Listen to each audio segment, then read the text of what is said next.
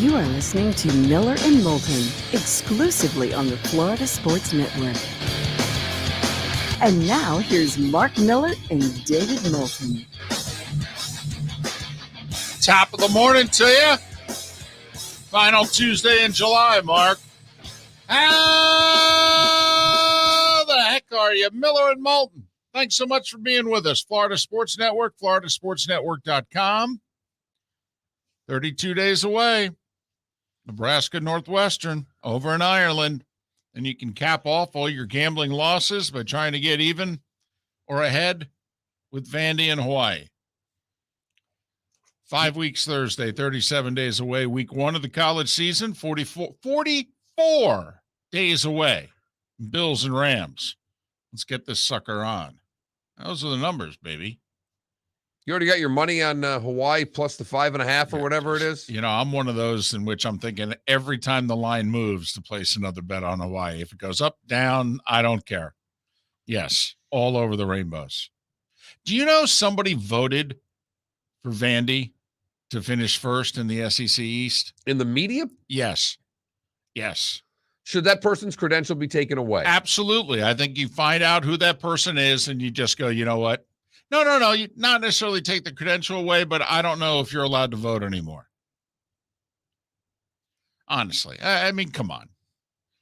I mean, don't make a mockery out of this. Vandy to win the East. Vandy to win the East. Come on, man.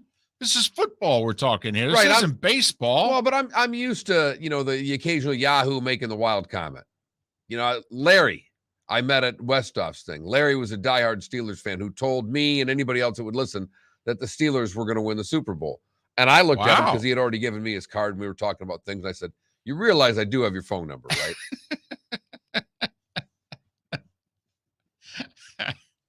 Because I'm not going to forget this. Right. The Super Bowl, not even the North. Not even the North, not playoffs, the Super Bowl. And I just started laughing. All right. But my point is, when someone's a diehard fan, they say things that don't make sense because fandom gets in the way of logic. Yeah, well, because fan is short for fanatic. Right. But you're a fan. But when you're a media member, and you're supposed to take this job seriously. Semi-seriously. I mean, at least so that we don't have to pull you aside and drug test you. But yeah, somebody actually voted for Vandy to win the East in the SEC. I would have hoped that that's, they're on their Zoom call talking about whatever they're going to write about. Hey. Just for fun, I'm going to put Vandy number one. I dare you. I mean, he didn't vote South Carolina even. He voted Vandy. So, by the way, the Gators were picked to finish fourth. Behind Kentucky and Tennessee? Correct. The Gators were picked to finish fourth in the SEC East. So a little bulletin board material for you there. I mean, they play both, I think, Kentucky and Tennessee in September. I mean, according to the media, then that means the Gators will have 3 losses in September because they also open with Utah. Let me tell you, if that starts, all right, the Gator Collective, I don't know if it'll hurt it or if they'll start throwing money in thinking, man, we need to arrange for a buyout already. It was a joke. It was a joke. Come on. Nothing's going to happen. He can go 3-9 this year. He's not losing his gig. Take it easy. Better not go 3-9. Well, no, I wouldn't recommend it. I really wouldn't.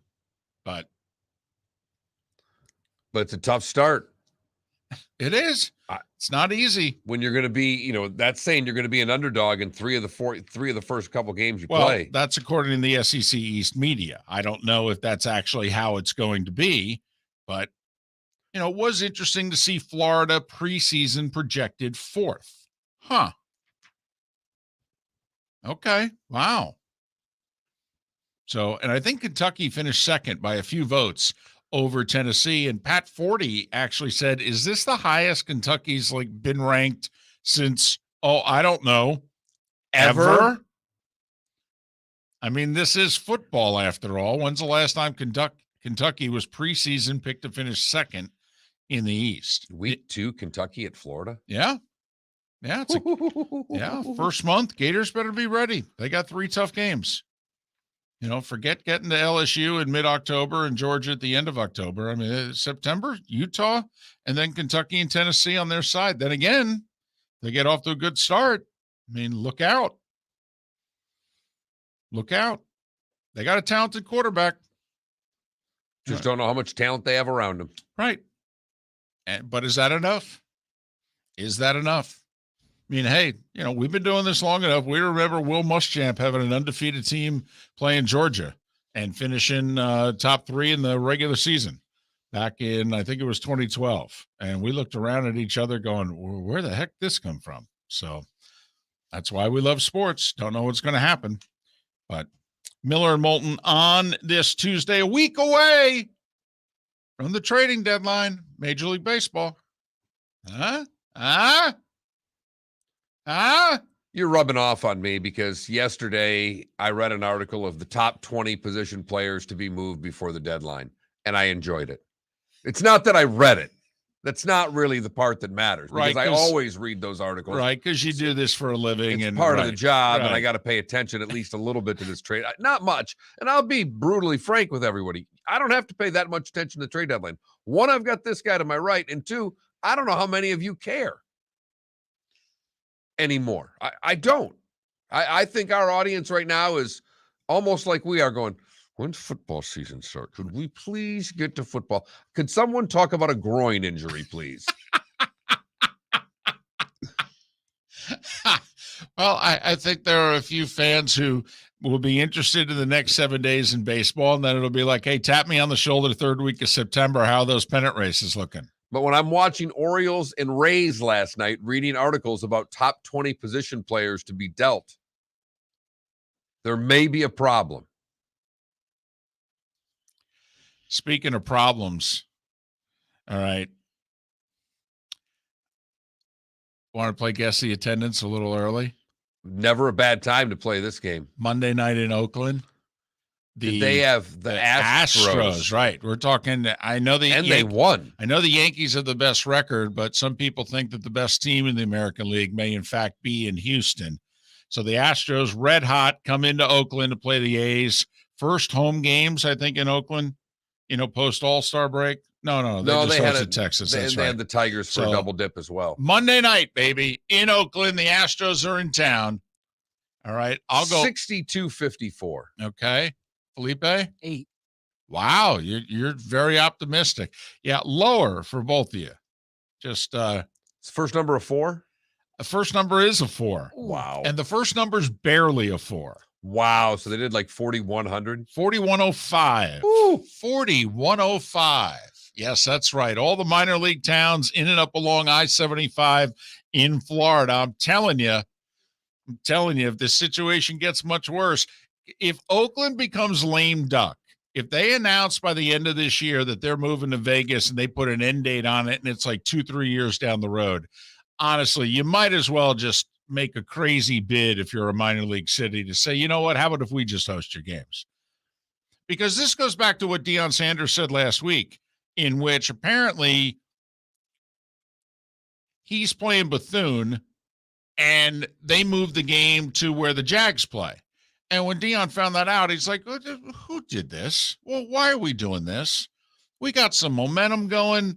All right, if we went to Bethune, it'd be sold out. It'd be a great atmosphere. Now we're going to go play, and he goes, come on, we're going to have 60,000 empty seats. It's going to look bad. It's not going to be, well, why are we doing this? I mean, think about it. Yeah, in one sense, it's insulting. You got to play at a minor league ballpark, blah, blah, blah. The other thing is you're playing before sellouts every night. I understand. You have to play in a city that's got a reasonable airport. You have to play in a city that's got enough clubhouses, not only, unless that minor league team's moving for the year. Well, I'm thinking about a city and a stadium that does spring training. So, to me, it's in Florida or Arizona. Pick a place.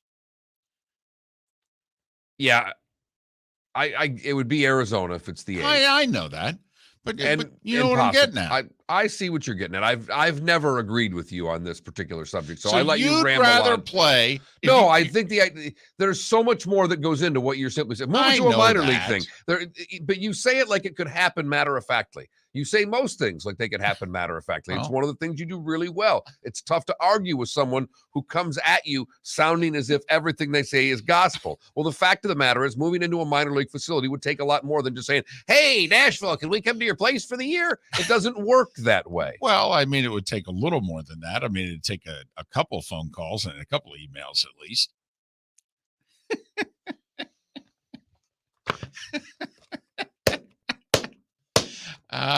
Getting ready for football season. Yes, we are. I'd like to give it a shot, though. I know that you would. I really you would. want the Marlins playing on this coast for weekday games? Yeah. And for a few years, that wasn't the worst idea in the world. Once again, be playing before, 9,000 people, say. Packed house, great atmosphere. Instead of playing your Monday through Thursday games, there before 6,300 spread out in amongst a 35,000 seat stadium. Next, you're going to tell Tampa to play half their games in Montreal. Well, no, I'm not that crazy. Okay. Especially, with the whole border issues also going on. I wouldn't do that. No. Miller and Moulton on this Tuesday. So good show lined up for you. Pat Kirwan will be on top of the 8 o'clock hour with all the teams going to work today. Let's go. Let's do this. Yeah, it's about time. We're about ready to do twofers with Pat. I mean, his once a week appearances are about done. Yeah, he starts traveling next week. I don't know if it's Sunday or Monday, but he starts traveling. He's going to the Patriots first, his training camp tours with his radio co-host Jim Miller. And then he's got 11 flights that he's got to make.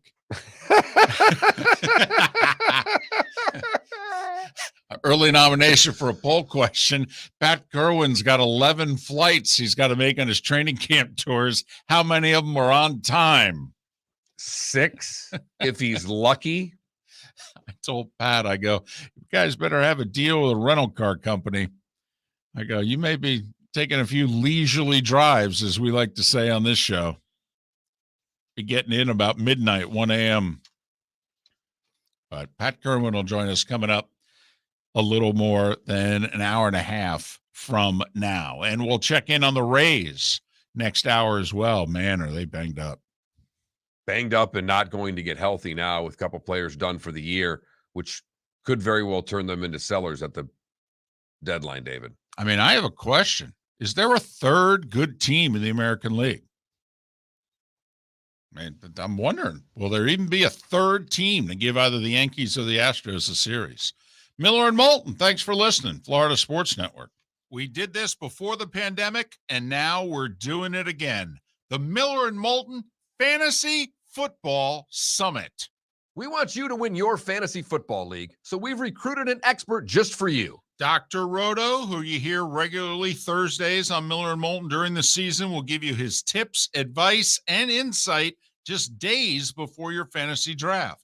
In addition to that, you'll get food and drink and all of your questions answered. You'll leave the Miller and Moulton Fantasy Football Summit with the Dr. Roto cheat sheet so that you can draft a great team and follow his award-winning insight throughout the season. So if you want to win, we'll see you August 11th, Shoeless Joe's Sports Cafe for dinner, drinks, and the doctor. Dr. Roto, that is. Go to floridasportsnetwork.com to sign up today. That's floridasportsnetwork.com for the Fantasy Football Summit. Thursday, August 11th, 7 o'clock, Shoeless Joe's Sports Cafe. David Moulton for Napa, Napa Auto Parts, and Napa Filters. Insist on Napa Filters for your vehicles, or if you're a do-it-yourselfer, only buy Napa filters. Napa has a filter for almost anything on earth that moves, whether it's motorcycles, foreign and domestic cars, vans, SUVs, earth-moving equipment. You get the idea. Napa Auto Parts, Napa filters. Insist on them for your vehicles, or if you're do-it-yourselfer, only buy Napa filters. Mark Miller for SWFL Golf Carts, or online, flgolfcarts.com. If you're looking for a golf cart, an e-bike, or an e-motorcycle, go visit Alex and the gang at SWFL Golf Carts. flgolfcarts.com online. Check out their whole inventory. If you're looking for a custom cart, they can take care of you. 2-seater, 4-seater, 6-seater, they've got you covered. E-bikes, nobody better for value and service. E-motorcycles, check them out. Again, flgolfcarts.com. flgolfcarts.com. You are listening to Miller and Moulton on the Florida Sports Network.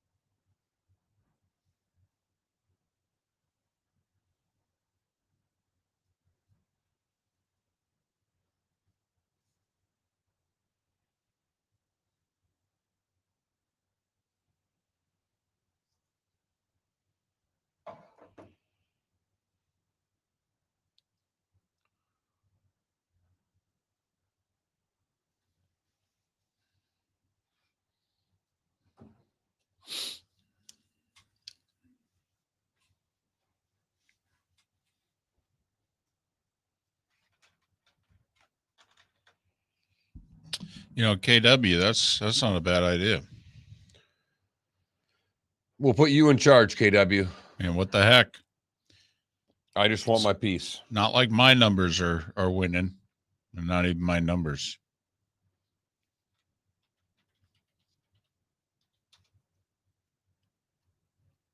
I'm surprised that so many people go with the same numbers every time. Yeah, well, that's what we talked about. Do you go with the? Did we ever do that? No, we talked No. about Yeah. We didn't go with that poll question? No. Hmm. We didn't. We didn't? No. But yeah, my thought process was just, okay, this number, this number, this number. Well, I'm doing them all now. I mean, my wife's got her numbers, which are really her late father's numbers. But I'm everywhere I stop, I'm buying quick picks for this thing. Hey, give me a couple quick picks. Hey, give me a couple quick picks. I got to remember to buy some today. It's tonight, right? Yep. I mean, it's up to 8-10. Yeah. That's fantastic. Let's go. Let's do this. Yeah. One of the things that's really pathetic about these is that people actually think they're going to win now. I don't think they think they're going to win. No. They think they're just going to win. hopeful.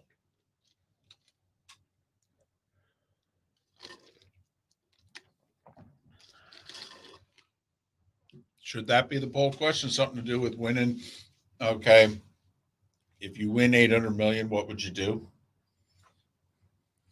All right. But you remember, I've got 25 characters to get all those answers in. Oh, I know. I'm just talking. No. I know. But just when you Right. do those really open-ended, it's really hard to get answers in. That's all. Right. Better poll questions have answers that are 2-3 words. No. I'm just red, white, blue. Right. That's. Yeah. Also, I feel like that answer pertains to the voter, like it could be a very specific answer. Yeah, and here's the other problem. You can't buy a team. It's not enough money anymore. No, it is not. Which is absurd.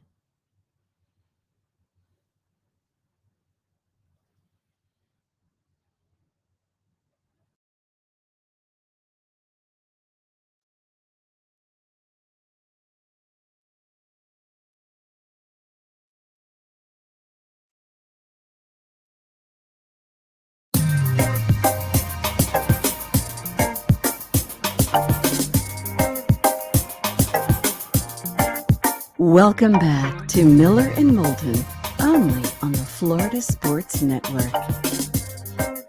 21 minutes past the hour. Miller and Moulton, Florida Sports Network, floridasportsnetwork.com. What are we up to now? 810 million? 810. I'm contributing. Everywhere I've stopped these last 2 days, that sells them. Hey, can you give me a couple? Hey, can you give me 5? Hey, can I have a couple? Oh, yeah. Got lottery tickets spread out all over the table. You know why? We won $7 last week playing lottery. $7. How much did you invest? No, I just gave it all to my wife, and I go, here, we're only down about 30,000 over the years. Here you go. $7. Mark, that's like the third biggest winnings I think we've ever had playing lottery. I mean, $7. Guys are there. I mean, that was like, I had news bulletin music in my head. Dun, dun, dun, dun. I mean, I was in line. There were people around me. And wife handed me the tickets and said, hey, go find out if we won any money. And said, yeah. Of course, the answer's no. And so I handed them to the lady, and she goes, nah, this one's no. This one, hey, you won $7. I had like 6 people around me, and I went, are you serious? $7? Wow. Guy next to me is like, damn, you don't get out much. Imagine what happens if he won 70. So I'm like, yeah, we got to invest that. Hey, you've been teasing an announcement Right. on the show, and I was listening to the commercials, and I think we played the commercial before we did the announcement. Right. That is Miller and Moulton at their best right there. We'll have a poll question coming up as well. Right. So here's the deal. We're going to have a fantasy football summit 2 weeks from Thursday. So that's another magic number, 16 days away from the Miller and Moulton Fantasy Football Summit. It's in Fort Myers. It's at Shoeless Joe's Sports Cafe. But we've got Dr. Roto, who, and this is no bull, is probably one of the top 20 fantasy guys in the country. And he goes out to Vegas every year before the season starts. He finishes top 20 in multiple major fantasy competitions. He is really good at this. He does shows regularly on the SiriusXM Fantasy Sports Channel, and he's going to be with us every Thursday morning throughout the season. We've done these before. The information he gives is second to none, but this time on top of the information, you're going to walk out with a cheat sheet for your draft because there is a lot of information that comes by, a lot of Q&A, but he is going to help you out with a cheat sheet. So when you walk to your draft, you're going to have a little card there that's going to help you vault you ahead of your friends. Right. And if you're like me, this fantasy thing can be a little bit of money. You throw a couple $100 in a league, that's quickly probably $1,000 or more right for the winner. That's not chump change. So we'll feed you, and you'll, if you want booze, you'll have to pay for the booze, but we will feed you, and we will pay for your non-alcoholic drinks, and we will provide Dr. Roto for a 90-minute to 2-hour Q&A, and you'll all leave with like a one sheet from him. Here you go. Take this with you. And we think we picked a date that is right before when all of you are going to do your fantasy drafts. Thursday, August 11th. We're thinking the earliest people will do drafts will be that weekend. We're thinking the following week is when a lot of people are going to get involved in fantasy drafts. So Thursday, August 11th, the Miller and Moulton Fantasy Football Summit, pretty affordable price, $35, dinner, Dr. Roto, the one-sheeter on your way out the door. There you have it. 16 days from now. Thursday, August 11th. It's in Fort Myers. It's at Shoeless Joe's Sports Cafe. And it's at 7 o'clock at night. So even if you're, Charlotte County, even if you're in Tampa, St. Pete, you can make it. Sure. Tampa, St. Pete will get you a room rate. Well, I mean, we could arrange it, but in all seriousness, if you're fairly serious about fantasy football, I mean, I don't know how many radio shows can provide you what we're providing you. And when we did it, the one time we did it before the pandemic, the advice that he gave was absolutely spot on. Well, he was really, wasn't this the year that he was really into, was it Mahomes before Mahomes became Mahomes? Mahomes, it was not yet a starter. All right. And he told everybody, he said, load up on the Chiefs. Yeah, get Patrick Mahomes in the draft. I'm telling you right now, you'll be able to get him late in the draft. That's the quarterback you need to go with. Right. And he said Mahomes had one career start, and he said, I would take him first overall in the draft if I could. I'm just telling you right now. And, of course, that was the year they lost in overtime to the Patriots in the AFC Championship game, and he has been taken pretty high up in fantasy drafts ever since. So Dr. Roto's really good at this. We're lucky we're going to have him every Thursday in our 8 o'clock hour, answering your fantasy questions throughout the year. But he can help you win money in your fantasy draft 16 days from now, Thursday, August 11th, 7 o'clock, Shoeless Joe Sports Cafe. We've got a side room. It holds about 50, 60 people. Would love to sell it out. We'll feed you. You'll leave with the cheat sheet. We think it's a nice little event. We think it's affordable. So there you go. Go to floridasportsnetwork.com. You can sign up starting now. You'll see it all over the page. floridasportsnetwork.com to sign up for the Miller and Moulton Fantasy Football Summit. Hot steaming deal, right? There you go. Yeah. And of course, I didn't charge enough money, so we're barely paying our bills because the Moulton took care of this. If it's a Miller event, they're highly profitable. Charities make money, the whole deal. If it's a Moulton event, when he announced this yesterday and said, and we're not making a dime on this, I looked over at him and said, what in the hell is the matter? He could see it. He turned for the rest of that segment. He just kind of turned away from me, wouldn't even look at me. I did. It was pretty sheepish. I'm like, wow. Because he said it at me, like, we're not even going to make any money at this. Like I was supposed to get excited. I've been working for free for the better part of 15 years. At some point, we'd like this to be profitable. But in the meantime, we'll have a good night, and we thank you for coming out already. We know it'll be good, a lot of fun. We've had these before. They've gone well.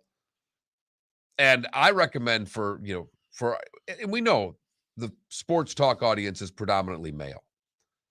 But this is where, for the ladies in the audience, if you play fantasy football, particularly if you play fantasy football with your husband or any men, this is one you sneak away for so you can dominate and really be able to talk smack in your household. No doubt.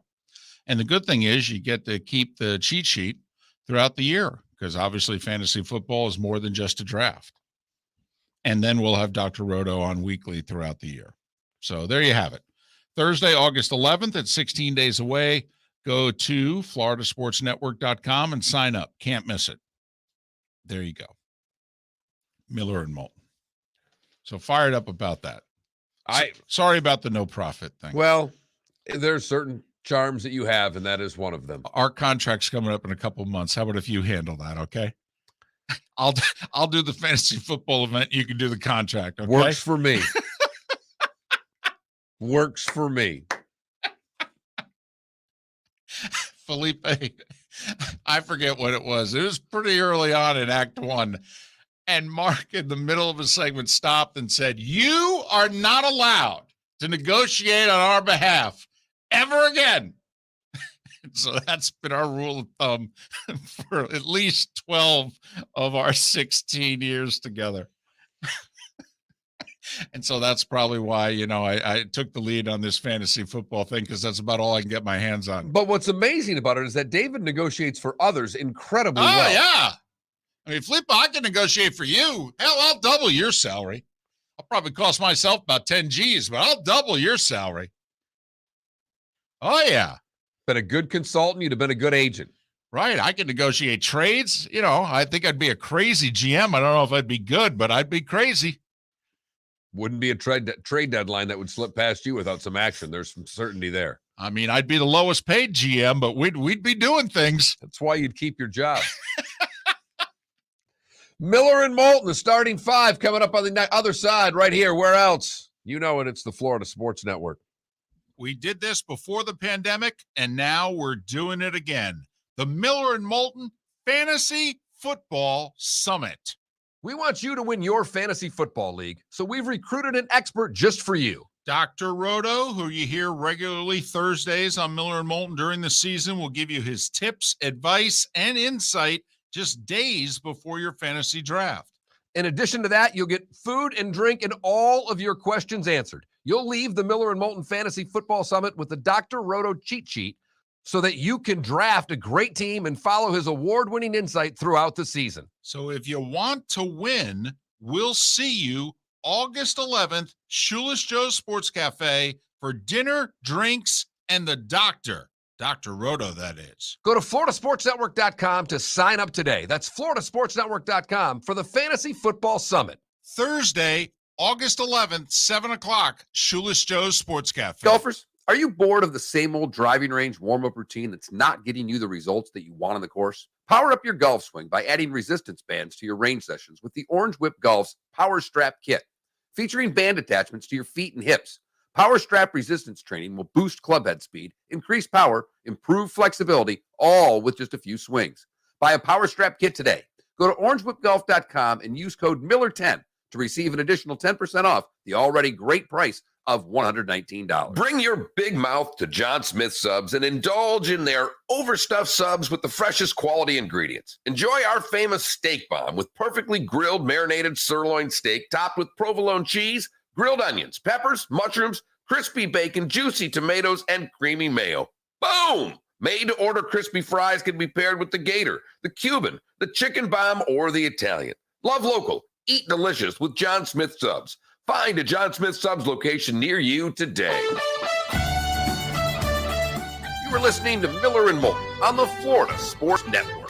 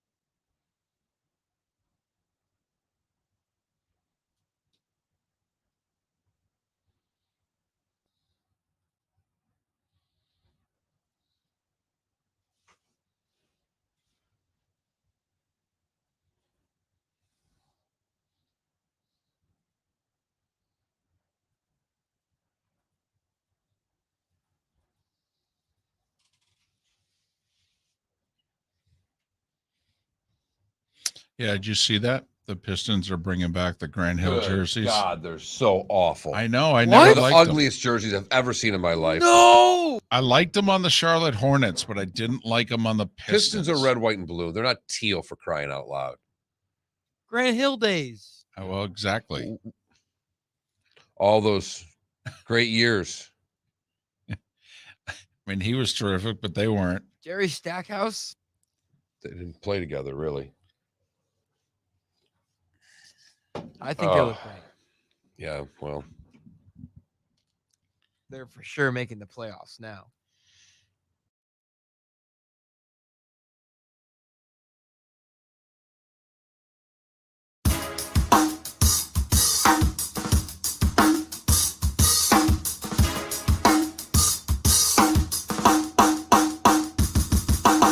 Welcome back to Miller and Moulton, only on the Florida Sports Network.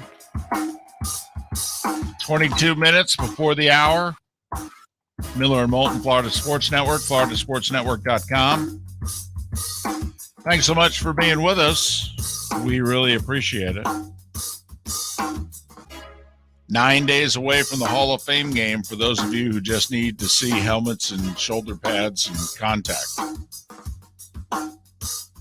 Raiders and Jags, by the way, are the game. I'll watch a series or two. It'll be on. Well, I don't know if Carr and Devontae will play, but you figured Trevor Lawrence in the first team Jags offense will play, right? I mean, new coach, new system. Don't you take advantage of The extra preseason snaps? game? I would think. Right? At least for a series. Might as well play more than that. I mean, if you're going to play a little bit. We'll see.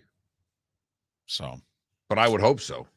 9 days away from that. Time now for The Starting Five. 5 stories you need to know. It's the Starting Five on Miller and Moulton. Here's number 1. number one's the Rays saying, yeah, it's actually getting worse. You know, the hope that we were going to get center fielder Kevin Kiermaier and starting catcher Mike Zunino back, yeah, it's not going to happen. Kiermaier has been playing with a left hip injury apparently for a couple years is how long he's been playing with it. And they told him a few years ago, yeah, you'll play until you can't play anymore, and then at that point you'll have surgery. Well, he's at that point. So Kiermaier's out for the year with left hip surgery. And I believe this is the final year of his contract. Right. So you wonder if Kevin Kiermaier has played his last game for the Rays. He also, I believe, was their highest paid player. Which means he definitely won't be back with the Rays. Well, he certainly won't be back at what he was making. I think also he might be a fourth outfielder next year. Kiermaier is going to have a decision to make because he'll get more money elsewhere. But does he want to stay with the Rays and accept maybe a fourth outfielder role and $2-3 million a year? Yeah, he's done as a Ray. Okay. I think. Because I don't think anybody in this world accepts less money to be a fourth outfielder. Not when you might be able to play more and make more money. Mike Zunino, who was an all-star catcher just a couple years ago, only played a little more than 30 games this year. He has to have thoracic surgery. Fortunately for him, it's in his left non-throwing shoulder. This is not a career-ending surgery for pitchers, but it's a career-altering surgery for pitchers. Fortunately for Zunino, it's his front shoulder, not his throwing shoulder. Zunino's contract, I believe, is up after this year as well. Yeah, these are both season-ending injuries for the Rays and could be career-ending injuries for them with the Rays. Correct. As for the Rays on the field, they went to Baltimore, gave up 4 in the 5th, and lost to the Orioles 5-1. Baltimore's 500.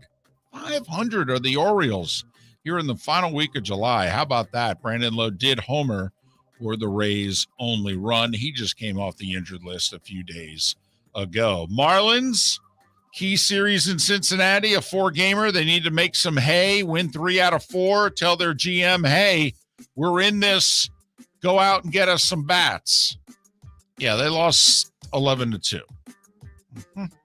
All righty then. They're 2-3 here post All-Star break. Phillies rallied for 3 runs late to beat the Braves 6-4. Atlanta's 2 back now with the Mets 3 in the loss column. Phillies are a half a game behind the Cardinals for the final playoff spot in the National League. Got to give the Phillies credit. Harper with that thumb injury, they've hung in there and played really, really hard. There's no doubt. So if they can get Harper back, and he's desperately trying. He's put off the elbow surgery and what have you. He wants to come back as soon as possible and help this team out.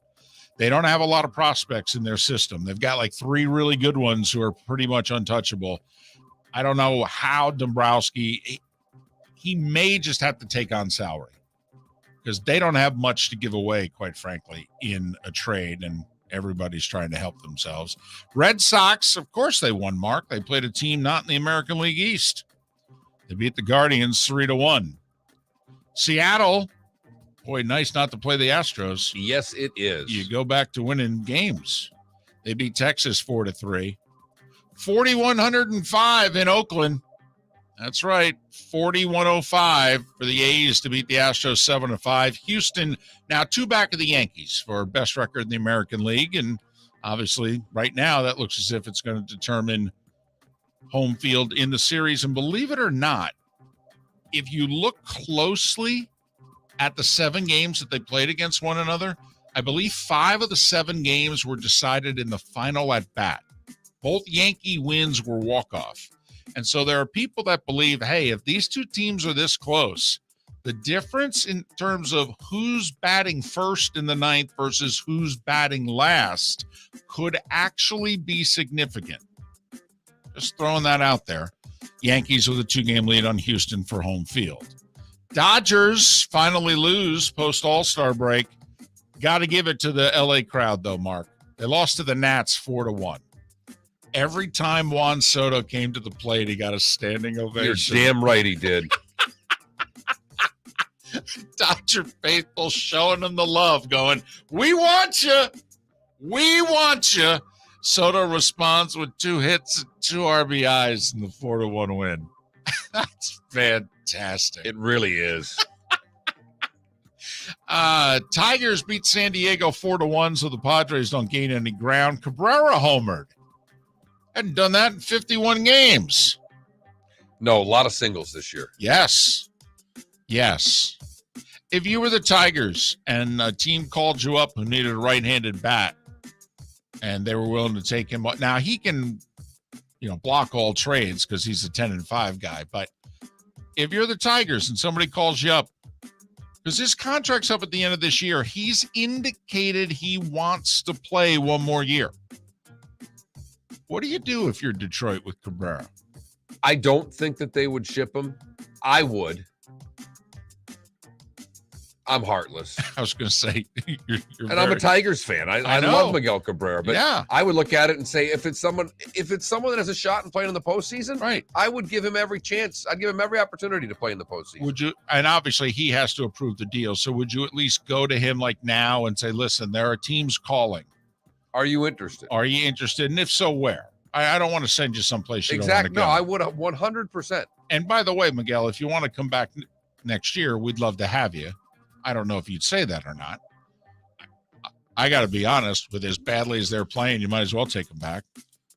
I mean, got to have something he can teach younger players. You could argue he's been their best hitter this year, which that's embarrassing. I understand that, but Arizona shuts out San Francisco. Giants have lost 5 in a row. They're now 500, 7-0 D-backs.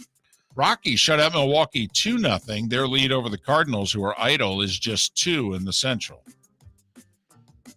Kansas City beat the Angels 7-0. Remember when they fired Joe Madden? Yes. They had lost 12 in a row at the time that they fired Joe Madden. That streak would continue for a couple of more games. The Angels at one point this year were 27-17. 27-17. They're 13 and 39. They're playing then. 250 baseball. 250 baseball since late May. Winning 1 out of every 4 games. The 62 Mets are the gold standard for awful. They went 40-120. That's 250 baseball. The Angels right now, for 52 games, for a third of the season, are playing 62 Mets baseball. If I was Ohtani, I'd be running saying, get me the hell out of here now. And you know what? And the word is, if they trade Ohtani, Trout would likely say, well, then get me out of here too. So I think if you're the Angels, we've been saying this for 3 weeks now, you need to have a summit. A fantasy football summit? You know what? Ohtani and Trout might as well show up at our fantasy football summit, because fantasy football will be the most real thing they play the rest of this year. Only chance I'll have for a title. And finally, the Cubs have won 5 straight. They beat the Pirates 3-2. LIV Tour announced they're going to play 14 events next year. And they're going to have 48 players commit to playing in all 14 events. But the bottom 4 finishers are going to get relegated. To where? Good luck. I don't know, Asian Tour or wherever you'll be allowed to play. They're going to have season-long standings. They're going to give points to the top 24 finishers in every event. And apparently, as to who's going to replace them, 3 spots are going to be filled by a qualifying tournament, and the 4th to the winner of the LIV International Series. This tour is trying to be international and worldwide, and I think they're doing that for TV contract purposes. NFL, all 32 teams were in training camp today. Did you hear the details about the clause in Kyler Murray's contract? The 4 hours of study time? Right. And there are rules as to what qualifies as those 4 hours. Like, being there in team meetings, that doesn't count. It's 4 extra hours. And by the way, there can be no distractions. It literally states in the contract that TV cannot be on in the background. I mean, first off, the fact they felt compelled to put this in the contract. That's the thing that I'm most intrigued about all of it. You're spending all this money on a guy who apparently doesn't study enough. Right. You don't put this in the contract unless you feel he doesn't take the playbook seriously enough. Andrew Brandt says in 30 years of seeing NFL contracts, he's never seen a clause like this. By the way, the mayor of Chicago is proposing a dome for Soldier Field. She doesn't want them to move 30 miles northwest to Arlington Heights. Good luck with that. Yeah, the dome, there's 3 different proposals. One would cost $900 million. The other would cost $2.2 billion. It would expand seating from 61.5 to 70,000 and increase suites and all that sort of deal. That's all great. Get them a Super Bowl. Here's the thing. They're going to get a Super Bowl if they move. Probably. They own the land the Bears own the land in Arlington Heights. They do not own the land at Soldier Field. This sucker's done. It's not this mayor's fault. They're way too late on this. They had previous administrations had opportunities, didn't do anything. This is done. The only thing I will say is if they stay at Soldier Field, they can get Chicago to pay for it. If they go to Arlington Heights, the Bears have to dip into their own pockets. The Bengals are the cheapest organization in the league historically, but the Bears are in the neighborhood. They throw money around like manhole covers. Just throwing that out there. I got you. I'll bet on Arlington Heights. Danny Amendola retired after a terrific 13-year career. Patriots, Dolphins, Lions, and Texans. He won 2 Super Bowls. The Packers extended the contracts of their GM, assistant GM, and head coach. I mean, I don't know why. They've only won 13 games each of the last 3 years. I mean, Oh, okay. 39-10 the last 3 regular seasons. Guys want a new contract, huh? Matthew Tkachuk met with the media in South Florida yesterday, the new Florida Panther, and he was asked, hey, you're used to the Battle of Alberta with Edmonton. Now it's Battle of Florida with Tampa Bay. His quote was, I hate Edmonton, but I now hate Tampa Bay more. It's a great start. It would be awesome if anybody on that coast cared. Or if that organization could beat the organization in Tampa. And they're 0-2 in the last 2 years in the playoffs. By the way, NBA, numerous reports that the Celtics are trying to get engaged here for Kevin Durant. They're apparently offering Robin i.e. Jaylen Brown and 3 first-round picks. And the Nets are asking for Marcus Smart to be included in the deal. And the Celtics are like, I don't know about that. I mean, maybe we can throw somebody else in, some pick swaps, but I don't know about the, defensive player of the year type guy. So there you go. And that. Hey, didn't Boston just make the finals without Kevin Durant? And came 2 games away from winning the whole thing. Yeah. And when you consider they had a 6-point lead with 5 minutes to go in the fourth quarter of game 4 too. I mean, that title was, and Curry said, I'll take it from here. Thanks. And that was the Starting 5 every weekday morning at this time on Miller and Moulton. You inclined to make that deal if you're the Done. Celtics? Yes. You inclined to make that deal if you're the Nets? You know me, I'm doing the Brandon Ingram deal because also the picks I get from New Orleans, 2 of them are still Lakers picks. And hell, those could be lottery picks again. Now, from the net standpoint, I don't know if that's the best deal. I'm going to need Smart for sure. Well, because also those first-round picks, they're going to be between 25 and 30 every Bingo. year. So, Miller and Moulton. Hour 1 in the books on this Tuesday. Thanks so much for being with us, Florida Sports Network. We did this before the pandemic, and now we're doing it again. The Miller and Moulton Fantasy Football Summit. We want you to win your fantasy football league, so we've recruited an expert just for you. Dr. Roto, who you hear regularly Thursdays on Miller and Moulton during the season, will give you his tips, advice, and insight just days before your fantasy draft. In addition to that, you'll get food and drink and all of your questions answered. You'll leave the Miller and Moulton Fantasy Football Summit with the Dr. Roto cheat sheet so that you can draft a great team and follow his award-winning insight throughout the season. So if you want to win, we'll see you August 11th, Shoeless Joe's Sports Cafe for dinner, drinks, and the doctor.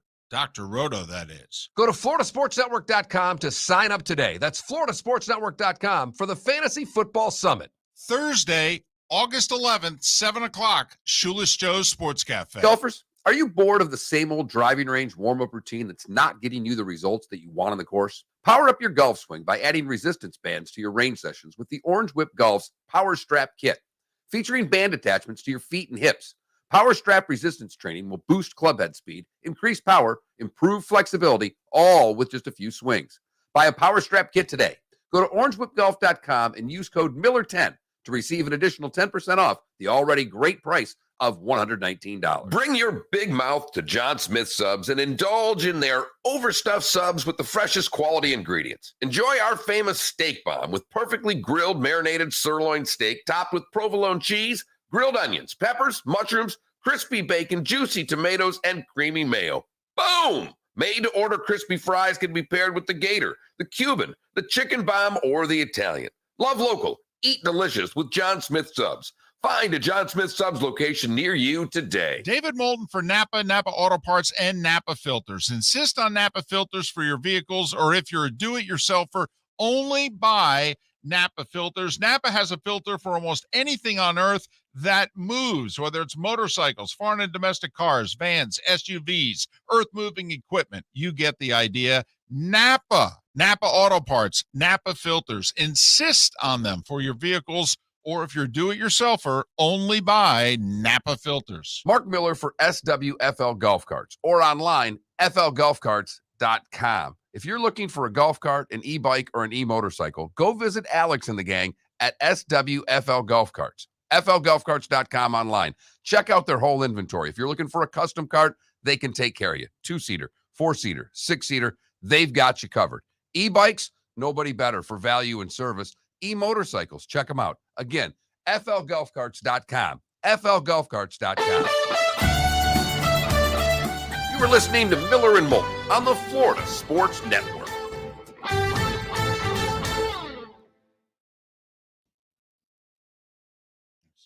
How many tickets did you buy for tonight? Yeah. Okay. With Mega Millions over 800 million. How many lottery tickets have you purchased? Not the Medgama.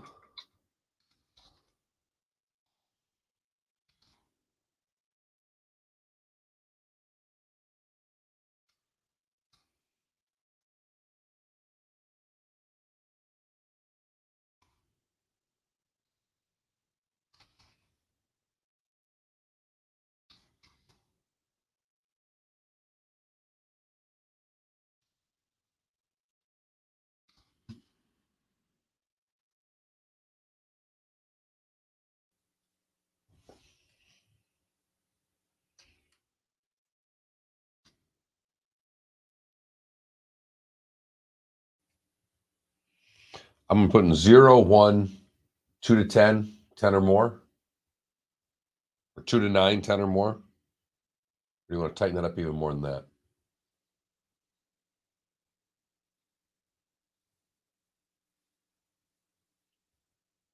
0. 1 to 4, 5 or more, 10 or more. Sure.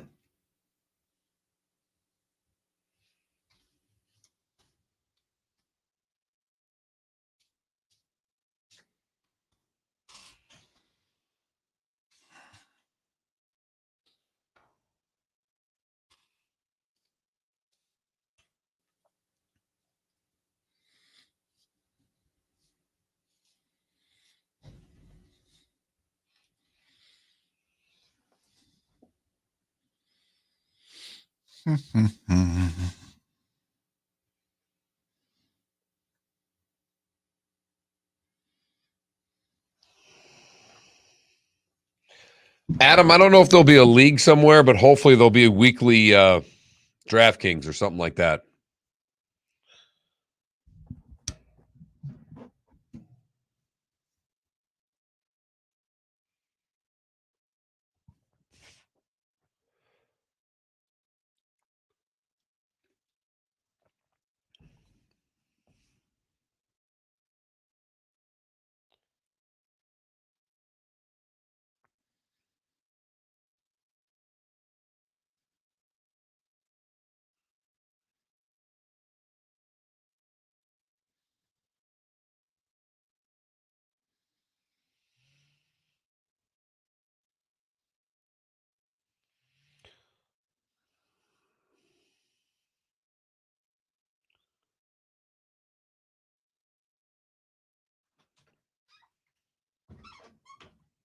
I just ran into a guy named Randy Cable.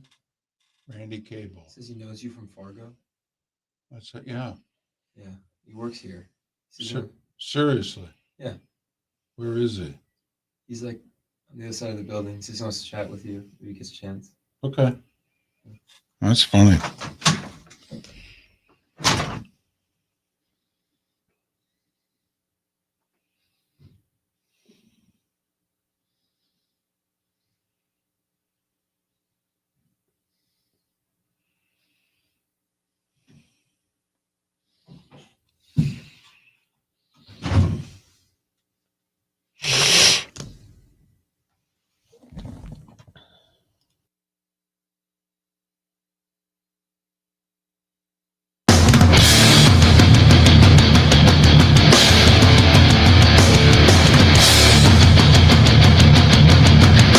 You are listening to Miller and Moulton, exclusively on the Florida Sports Network. And now here's Mark Miller and David Moulton. Top of the morning to you. How the heck are you? Miller and Moulton here on the Florida Sports Network, floridasportsnetwork.com. Thanks so much for being with us. Pat Kirwan will join us 1 hour from now as all 32 teams have training camp going on as of today. Veterans, no more excuse. You got to be there. Steve Carney to talk a little Rays baseball about 40 minutes from now. Poll question tonight. It involves the lottery. Mega Millions. Over 800 million. I mean, Mark, it's now at the point where it's so big you don't mind sharing it with someone else. You know, us lottery snobs, the kind that, well, I don't play the lottery until it starts getting around 400 million, then I'll buy a couple tickets. Yeah, that's my attitude. You described me perfectly there. In fact, the voice I thought was dead on as well. And then, I'll play it at 400 million, but I don't want to split it with anyone. It's interesting that you say that too, because when the lotto first started, tickets were $1. There wasn't a Mega Millions. There wasn't a Powerball. There was a lotto. Right. And if the lotto got to anything over 30, 40 million, woo, everybody was buying tickets. Right. Now we've added another 0 to what we'll accept as lottery winnings, which is the most absurd thing in the world. But, unless, of course, you have that kind of money to begin with. But now at 800 million, it's at the point in which, I will share it with the 18 plumbers in Marietta, Georgia, who combined to buy tickets together. Nobody that buys lottery tickets sounds like that. But you have to admit. It's more like, I ain't going to share that with anybody. Come on now. It's 800 plus million. You lose half of it to taxes, and if you got to split it with another winner somewhere else, you're still taking home 200 million. Come on now. That should work. It really should. Yes, it should, David. If you can't spread 200 million around and make it to the finish line, that's a you problem. You're darn right it is. But how many tickets are you buying? That's what we want to know. Ah, boy. Well, I know what my number's already at, and I'm buying tickets on the way home after the show for sure. I'm cheap. I usually buy one. A, singular. Wait, you buy, it gets this big, you give yourself one shot? Yeah. Huh. All right. So you spend all of $2 to try to win. If I go nuts, I'll spend 10. Right. That's nuts. Okay. That's fair, though. That's fair. That's 5. Tickets. That's fair. Right. Enough. You can have 1 loser or 5 losers. Right. So, that's what I did last time. I threw a 10 down on the counter and said, give me 5 quick picks. It was 660 million then. Now it's over 800. Don't you think I have to double my losings? If I threw $10 on the counter last time, don't you have to throw 20 now?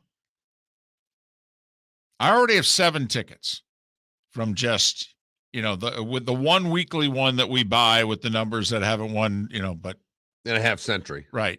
And then, just, hey, give me 2, give me 2, give me 2. I've done that at 3 different stops. Then you get them on the same ticket. Do you get the separate tickets? No. I would prefer one ticket. Don't give me multiple stuff. I can lose that. So I'm at 7 right now, and I'm going to buy at least 5 more. I'm throwing at least a 10 down on the counter. Could be a 20. It's $800 million. Do you try to find seedier gas stations when you're doing this? Totally. When these things are big and I'm out of town, I try to buy them in the smallest towns possible. Yes. So small, I have to write down. I've been at the counter in which I've said, hey, what's the name of this city? Thanks. And I literally write it down. Just in case you hear one was... Right. Shelby, Alabama sold the winning ticket. I'm like, I'll be damned. I stopped at a whatchamacallit there. Did you buy a whatchamacallit there? That's the bigger question. Well, if I win the 800 million, you know what? I'll buy the whatchamacallit in Shelby, Alabama. I will. So where are you guys doing a show from now? A gas station in Shelby, Alabama. No, Moulton bought it. I will say, I have unduly influenced you, I think, more than you have influenced me over the years. But the one area that you have influenced me, 15 plus years now, and I've been the one that's adamant, hey, if I win this thing, we're still doing a show. No, I think I'm writing checks. I think you're getting a check. I think Felipe gets a check. All right. There's somebody we worked with for a long time. I'll write him a check. All right. I think we're done. Good. I think we're done. Good for you. I'll pay for all the food and drink at our fantasy football summit in 16 days. Honestly, I'll pay for the whole thing. I'll be like Shaq for a night, who, by the way, the stories about Shaq just, if he stops somewhere for dinner and he's on the way out the door and he says to the manager, hey, I'll pay for the whole restaurant. I mean, he's gone shopping and done the same thing, in which he tells her, just you talk to my assistant here and I'll pick up the tab for everybody. He buys wedding rings too. He's remarkable. He's amazing. I mean, wow, that's awesome. That is, he's obviously he's made a lot of money, and you see him everywhere and all that. But and he continues to make a lot of money. Yeah, but man, he spends a lot of it on others. Yes, he does. That's really cool, and he does it for no publicity either. In fact, he kind of gets annoyed when some of these stories get out. So, but for one night, I'd be Shaq. Absolutely. I mean, because my wife's going to be Shaq for the rest of her life. I mean, that is the only thing. I think we're old enough where I don't know if my wife could spend it all. Because I was worried 10 years ago that I'm like, oh man, she'll spend all this money in my 60s. I'll have to go back to work. I'm hopeful that now we're close enough to the finish line where, and now that there's a grandchild, she may just put a little nest egg. I was going to say she could flip now. She's at the point where with the grandchild, she could buy an island and call it a day, right? But insulate everybody. But pre-grandchild, yeah, we were giving all of this away. We were going to end up on one of those reality shows. They won $800 million and now they're broke. Right. How'd you lose it? Oh, I gave it all away. Right. I know what comes with it. Kid I went to high school with, his mom won the lotto, and it was $1 million. And I know they went through it pretty quickly, but I'll never forget, right? Like the first time he comes back to school to pick up, our gym class was simply Coach Boyd rolled out a couple balls and said, play basketball and I'll get you in 45 minutes. Right. That was gym class. And he went back to class and he went back to his office. Yeah, right. Exactly. And he came out and tapped on the windows and said, hey, take a shower. Right. And I remember the different guys were picking teams. The one guy just said, give me the millionaire. So let's do a poll question about the lottery. How many tickets are you buying? That's what I'm going with. Yeah. 0, 1 to 4, 5 or more, 10 or more. Well, put me down for 10 or more. I'm just about there now, and I'm certainly going to be there after the show. What the heck? What the heck? $800+ million. This is like what? 5th, 6th biggest thing ever. Right. I mean, this is top 5. Come on now. So one ticket where you can fill out 5 boxes, is that still no? one That's ticket? if you spend one ticket is $2.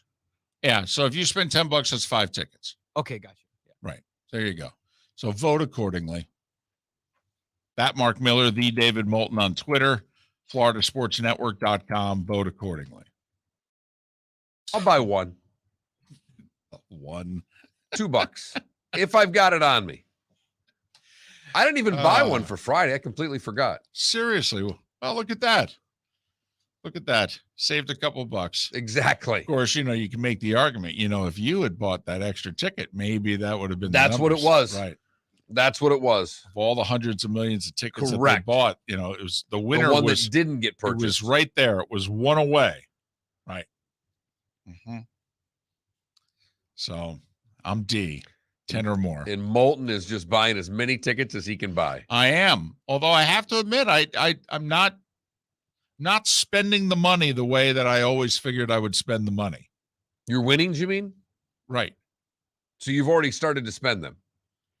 Well, I mean, I just, have a little database in my mind. Probably kills you that arena football is at the spot that it is, because that was your team that you were buying. God, that was going to be so much fun. I mean, minor league baseball franchise probably there to be had if you want to get that. Well, there is that. But I mean, how could arena football not be huge? It's football, it's indoors, it's air conditioning, it's beer. Because the NFL turned into arena football. I guess. But man, I thought it'd be perfect. I thought it was going to be the summer football league. Hold up. Was there ever an arena football presence in Fort Myers? Yeah. Yes, in Southwest Florida there was. And also Tampa had the team. Tampa and Orlando, the I-4 war was long before UCF and USF were battling in college football. It the was arena teams in Tampa and Orlando had a monster rivalry. Yes. The I-4 war. And that's where it came from. It came from arena football. And they both sold out those games, and it was intense. And they were both good. Tampa was really good, but Orlando had some very good teams also. I thought it was going to be huge. I really did. And when you consider how big football is now, to think that it died off, you would have thought it would have gone just the opposite. Well, they lost their commissioner to the Hall of Fame. Everything went downhill from there. David Baker. Remember, we were doing Super Bowls, and he'd be sitting down as commissioner of the AFL. And at one time, he was commissioner of the AFL and AF2. And always such a terrific interview, terrific guy. Really was. Huge. I mean, like Jonathan Ogden, huge. Yep. Big man. 6'8", 6'9". And as nice as he was big. Yes. And we used to say to him, how come your league's not bigger? What are you doing wrong? Air conditioning, beer, football. What are we missing? We have $153 to our name, but we want to invest it in your league. What are we missing? Yep. We wanted arena football and no draft on Thursday nights. Right. What a dumb idea that was. Summing up Miller and Moulton there in an absolute nanosecond. So that's the poll question. Mega Millions is over 800 million. How many tickets are you buying? Zip, zilch, nada. You're going to pull a Miller. Get one. Going to pull a Moulton. 10 or more. Right. Yeah. That Mark Miller, the David Moulton, FLSportsNetwork.com and FloridaSportsNetwork.com as well. Miller and Moulton, thanks for listening right here on the Florida Sports Network. Golfers, are you bored of the same old driving range warm-up routine that's not getting you the results that you want on the course? Power up your golf swing by adding resistance bands to your range sessions with the Orange Whip Golf's Power Strap Kit. Featuring band attachments to your feet and hips, Power Strap resistance training will boost club head speed, increase power, improve flexibility, all with just a few swings. Buy a Power Strap Kit today. Go to orangewhipgolf.com and use code Miller10 to receive an additional 10% off the already great price of $119. David Moulton for Napa, Napa Auto Parts, and Napa Filters. Insist on Napa filters for your vehicles, or if you're a do-it-yourselfer, only buy Napa filters. Napa has a filter for almost anything on earth that moves, whether it's motorcycles, foreign and domestic cars, vans, SUVs, earth-moving equipment. You get the idea. Napa Auto Parts, Napa filters. Insist on them for your vehicles, or if you're do-it-yourselfer, only buy Napa filters. Bring your big mouth to John Smith Subs and indulge in their overstuffed subs with the freshest quality ingredients. Enjoy our famous steak bomb with perfectly grilled marinated sirloin steak topped with provolone cheese, grilled onions, peppers, mushrooms, crispy bacon, juicy tomatoes, and creamy mayo. Boom! Made-to-order crispy fries can be paired with the Gator, the Cuban, the Chicken Bomb, or the Italian. Love local. Eat delicious with John Smith Subs. Find a John Smith Subs location near you today. Mark Miller for SWFL Golf Carts or online, flgolfcarts.com. If you're looking for a golf cart, an e-bike, or an e-motorcycle, go visit Alex and the gang at SWFL Golf Carts. flgolfcarts.com online. Check out their whole inventory. If you're looking for a custom cart, they can take care of you. 2-seater, 4-seater, 6-seater, they've got you covered. E-bikes, nobody better for value and service. E-motorcycles, check them out. Again, flgolfcarts.com. flgolfcarts.com. You were listening to Miller and Moulton on the Florida Sports Network.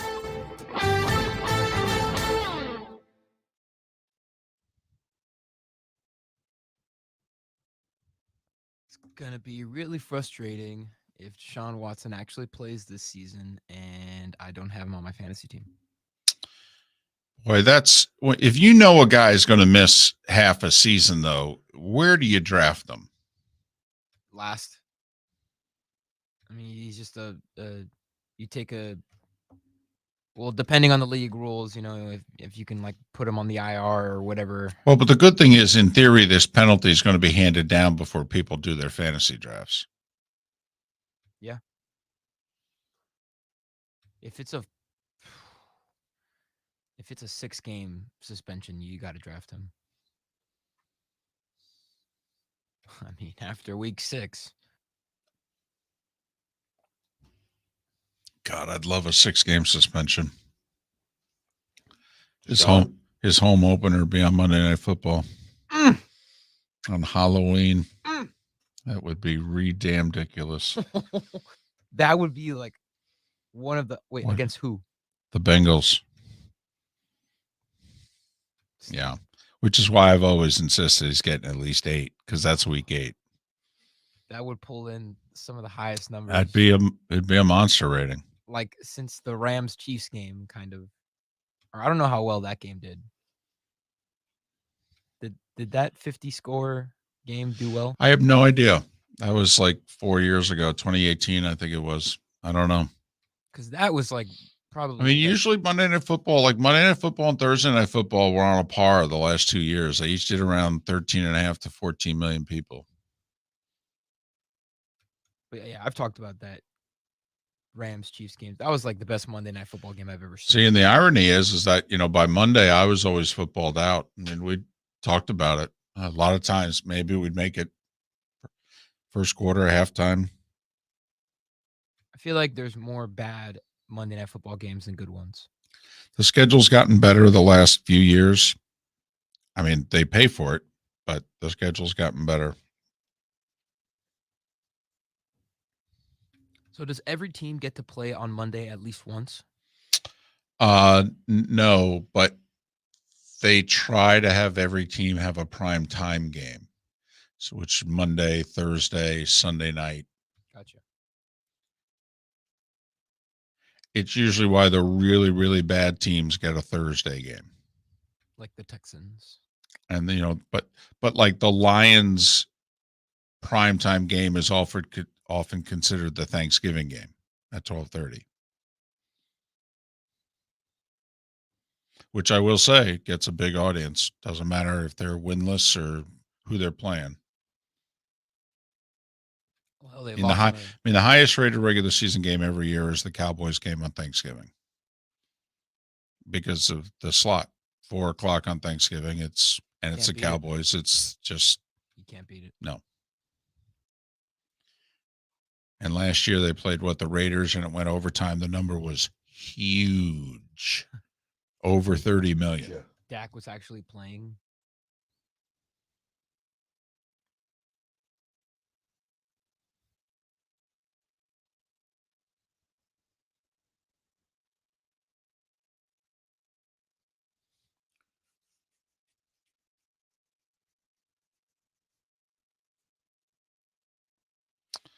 Hey, folks in the Twitch chat room, if you encounter any problems signing up for the fantasy, You can't sign up. Okay, right. I'm fixing it right now. All right.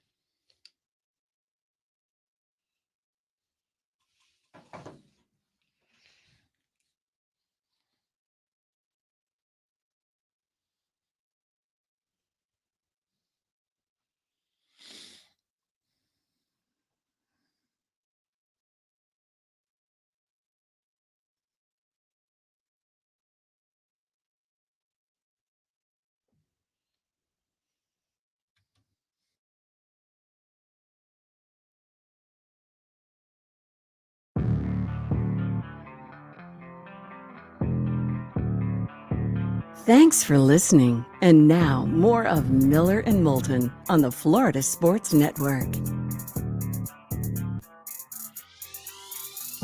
21 minutes past the hour. Miller and Moulton, Florida Sports Network, floridasportsnetwork.com. Poll question at floridasportsnetwork.com.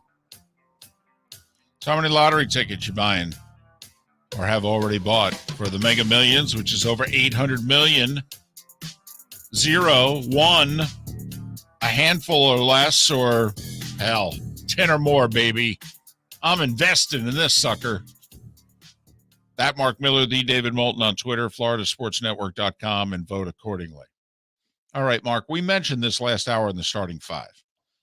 And forgive me for everybody listening. I'm going to read from a clause in a contract. This might not be the most scintillating radio, but this is we think interesting. All right, it's paragraph 36, and it's four clauses in Kyler Murray's contract. An independent study addendum between the Cardinals and Kyler Murray for the entire contract beginning this year, even though he signed an extension, which doesn't kick in for 2 years. It starts immediately, and it goes through the club option year of 2028. So for the next 7 seasons, all right, the Cardinals are now insisting that Kyler Murray, quote, shall complete at least 4 hours of independent study as defined below each week, excluding bye weeks, during each playing season, which is also defined below. The playing season starts, Mark, the first Monday after the conclusion of training camp. So you're looking at probably either Monday the 15th or Monday the 22nd of August, right around there.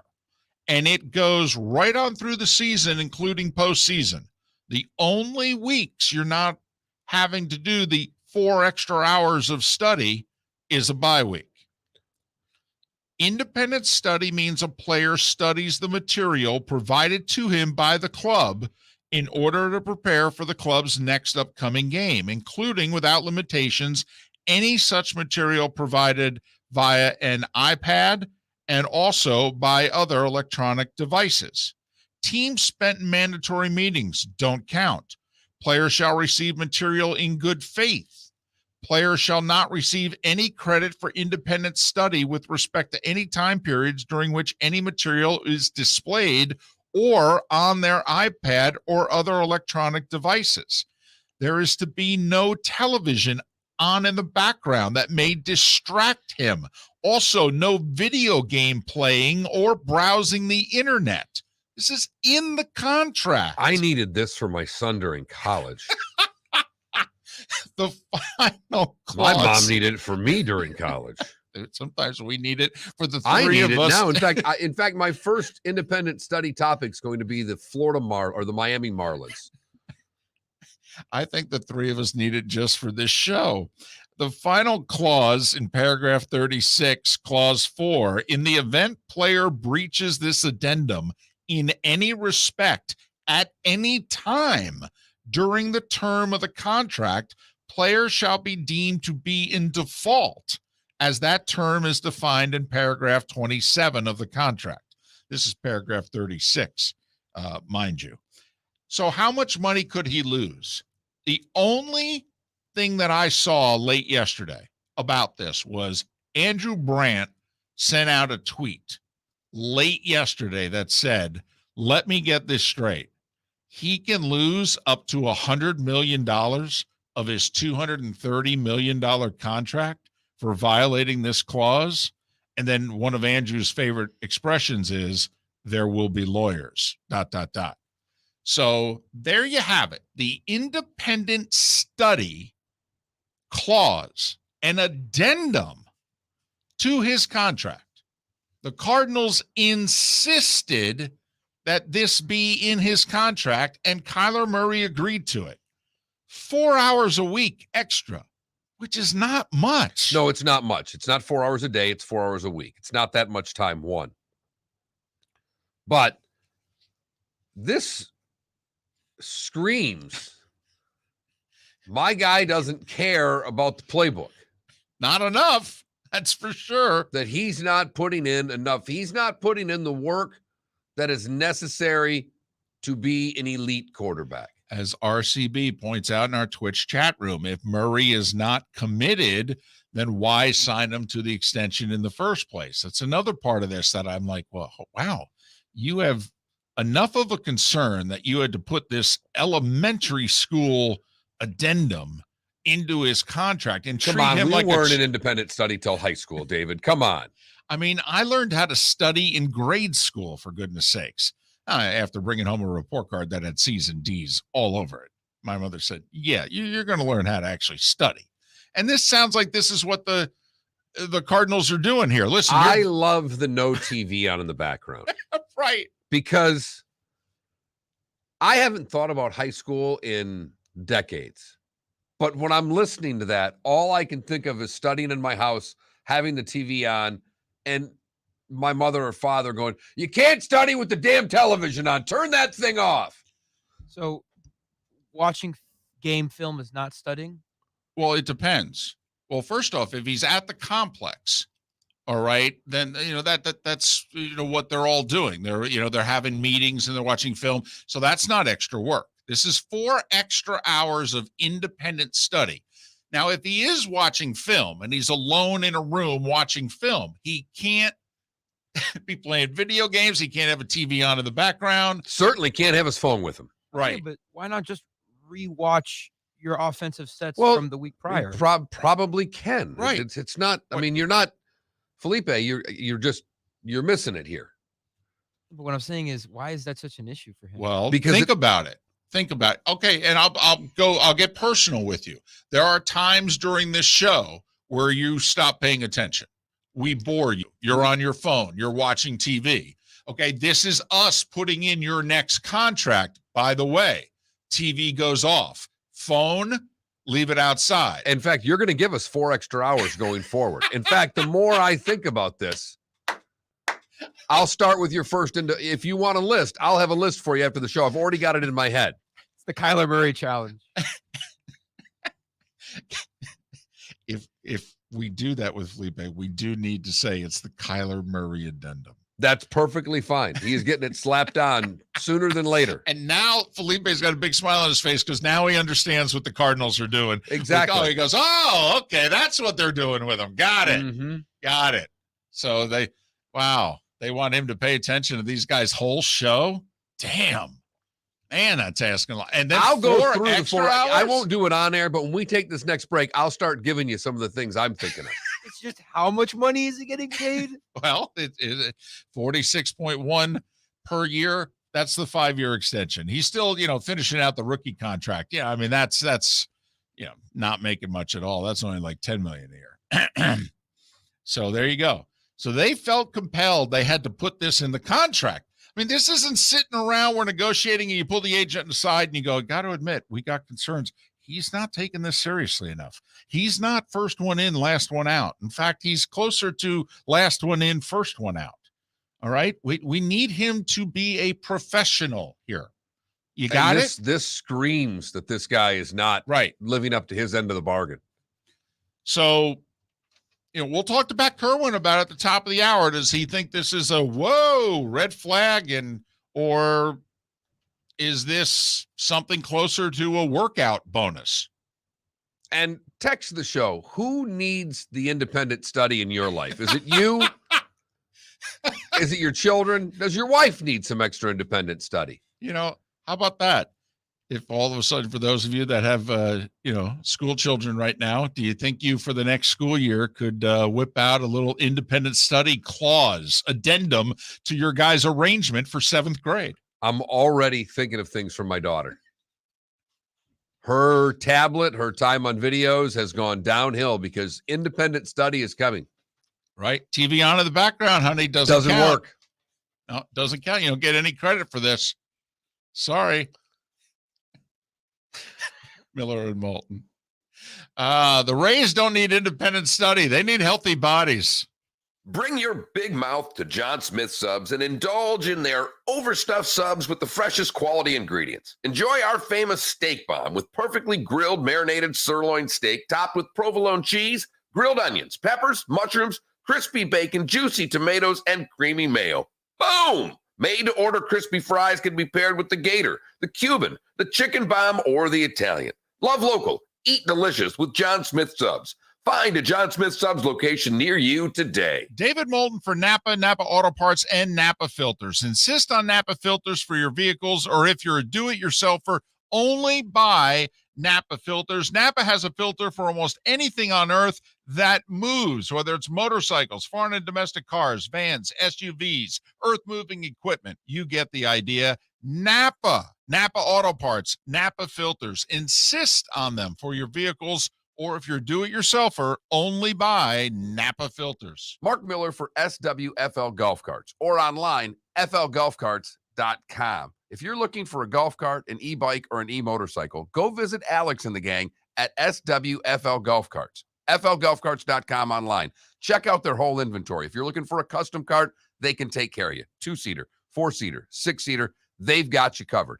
E-bikes, nobody better for value and service. E-motorcycles, check them out. Again, FLGolfCarts.com. FLGolfCarts.com. Golfers, are you bored of the same old driving range warm-up routine that's not getting you the results that you want on the course? Power up your golf swing by adding resistance bands to your range sessions with the Orange Whip Golf's Power Strap Kit. Featuring band attachments to your feet and hips, Power Strap resistance training will boost club head speed, increase power, improve flexibility, all with just a few swings. Buy a Power Strap Kit today.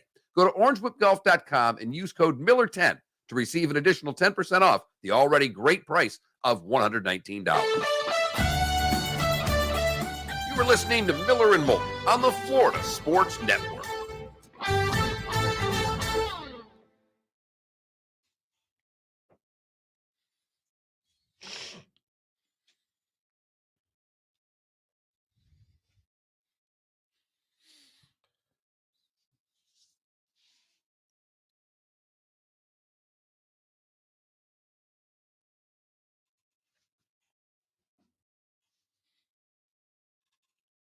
God, he looks like such a dork.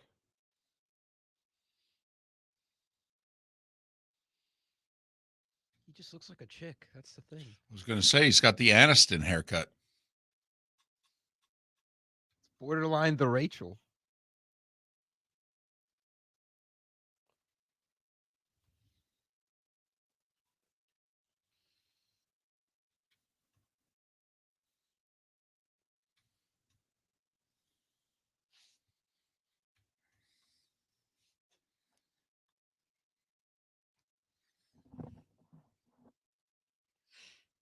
You know, I hope the Jags are good this year. They probably won't be. It would but- be nice if they're not bad. Right. Like, I don't know if they'll get above 7, but same with the Lions, right? The Lions threw 7 and 10 on the board. You'd be okay with that? Oh, yeah. Yeah. And Jags went, what, 3 and 14 last year? I mean, you throw 7 and 10 on the board. That's all right. No, Now we're getting there. Trevor Lawrence, he has like no holes in his game. No, I don't He's know like an about that. almost perfect quarterback. We'll see. I mean, We'll see. yeah, we'll see.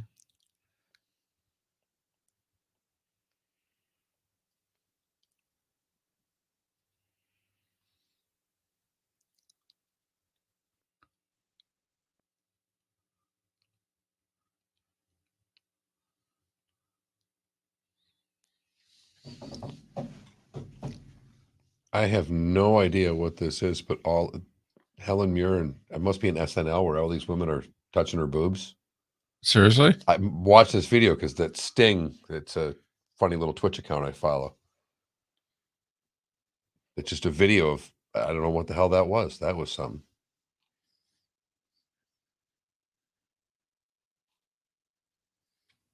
Did the Cardinals re-sign Kenyon Drake? I didn't think so.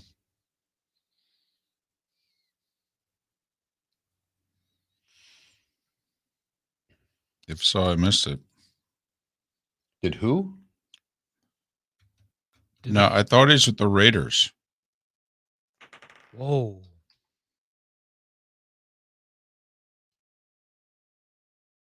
I got 2 years, 11 million with the Raiders. Yeah, that's correct. Josh Jacobs and Kenyon Drake? Yeah. Good luck. Well, listen, they got Waller, they got Devontae Adams, they got the Renfro? Renfro. I mean, they should be unstoppable. They're dirty. I mean, they really should. They should be If they can block. unstoppable. That's true. They can block. Protect Derek Carr. Might get an MVP season out of him. I mean, I'll say this: every team in that division except the Chiefs got better. True. The Chiefs are desperately trying to be like, it's okay. We're reloading. We're good. Well, Of course I mean- they are. Well, what else are they going to say? We suck. Listen, you got Patrick. You know what? Things have gone to hell. We got rid Yeah. of Hill. We're not going to have any shot. Might as well trade Kelsey. Let's retool this thing. It sucks because Kelsey's not getting any younger. Well, show me someone who is.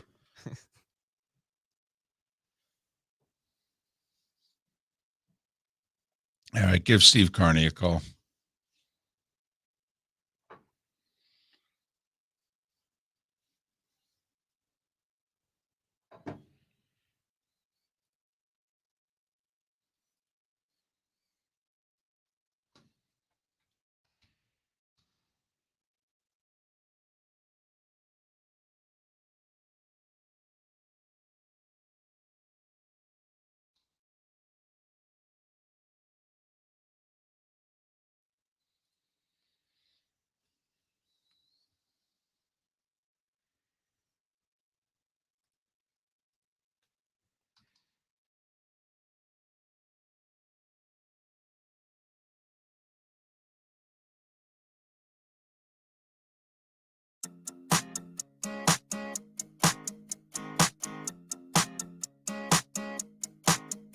You're listening to Miller and Moulton, exclusively on the Florida Sports Network.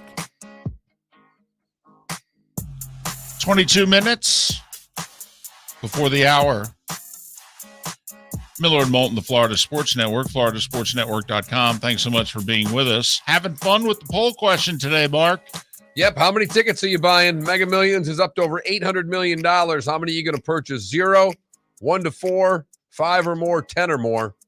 Right now, my 1 to 4 category is your leader at around 45%, but 30% of you are in the Moulton mode. Just keep buying them. That's the retirement planning.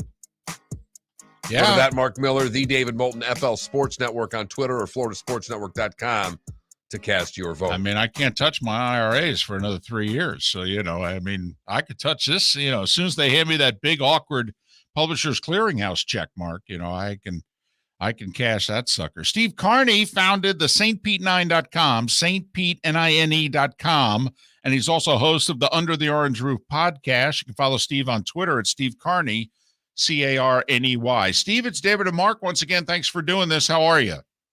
Hey, that's my retirement plan there. Keep my job. All right, listen. Do the Rays have enough bodies to actually make the playoffs? I mean, we've been trying to joke about it, but, the news yesterday, which I guess wasn't that unexpected, but it was kind of hopeful that maybe Kiermaier or Zunino could help out down the stretch. With Franco on the IL, it may not get their ace back in September. Steve, are they even going to be able to limp to the playoffs?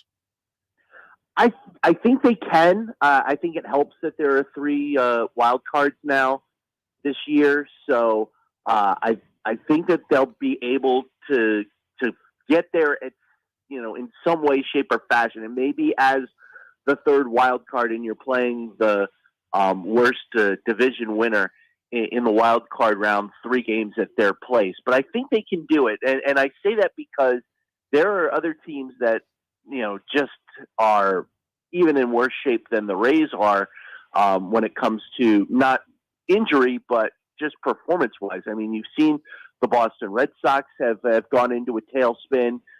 Cleveland, Chicago have both slumped mightily at times. And the teams that are chasing the Rays right now, the one team that really has not slumped and is very surprising that we've seen it is Baltimore.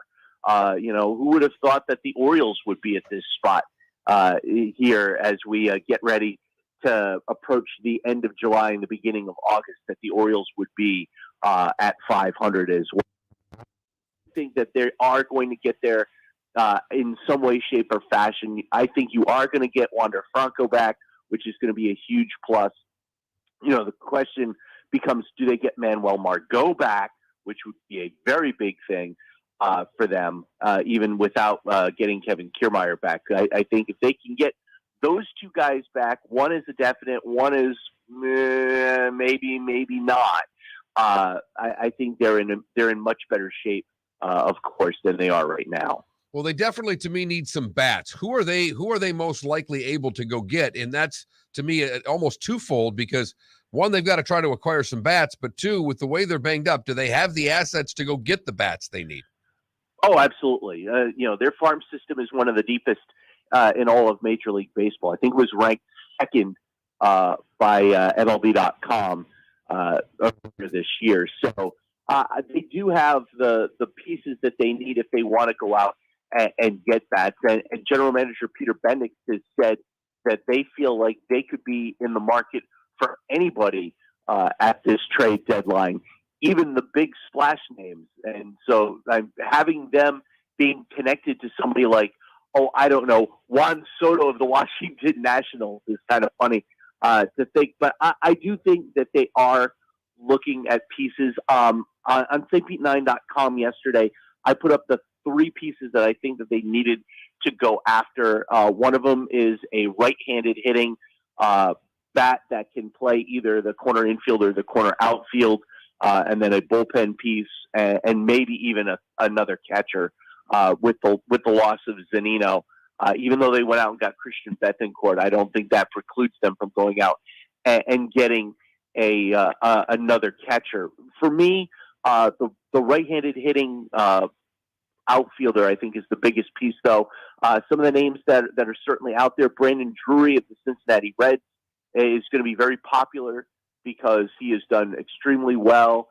He's a free agent at the end of the year, and I think he's probably the most likely to get moved, but I also think he's going to cost the most of some of the other pieces that they could be looking at. Jordan Luplow, who the Rays had last year, I think is now in Arizona. I think he's another possibility. And there are a couple others like Cole Calhoun in Texas. Well, Steve, I mean, I know when you first throw it out there, people go, oh, it's ridiculous. But like the 2 guys who are out for the year, Kiermaier and Zunino, who are also in final years of contracts, combined, they make about $19-20 million. Well, next year, Soto's probably going to make 25 to 28 in arbitration. I mean, if you think about it, the Rays have the resources to get Juan Soto, and Juan Soto would cost them $5 to $8 million more next year than, in theory, if they had rolled over the contracts of Kiermaier and Zunino. I mean, believe it or not, for the next 2.5 years, the Rays can make Juan Soto work. Now, they probably can't be the team that signs him to the big 10, 12-year contract, but they really could make Juan Soto work for 3 runs at the World Series here, couldn't they? Yeah, I think, and yeah, you're looking at, he's making $17.1 million this year. Yeah, I think he's probably going to be in that range, 23 to 25 next year, and then probably close to 30 in his final year before he gets to free agency. But yeah, thinking of the Rays paying somebody that amount of money is kind of funny because they've never done it. But if they're going to do it to somebody, it's going to be to somebody that is a generational talent like Juan Soto, if they're able to get him. And yeah, to have Soto for 3 runs at the playoffs is widen this current window, even though it's going to cost you, I would say, probably 4 of your top prospects and 2 major league ready players in order to do so. Talking Rays right now with Steve Carney from stpete9.com. Steve, Rob Manfred talking about Oakland, says they're going to get that done. That puts Tampa on the clock, and that they would prefer Tampa to St. Pete. Your website is stpete9.com. Is this an inevitable thing if the Rays remain in the Tampa-St. Pete area? Does it have to be Tampa to you? It does to the commissioner, and that seems to put a lot of onus now on the city to get something done. It doesn't to me, only because looking at the possibilities, yes, it would be great to have the team playing in Tampa. We all know that that's the center of population. Your 30-minute drive number, jumps through the roof from where it is right now at the Tropicana Field site.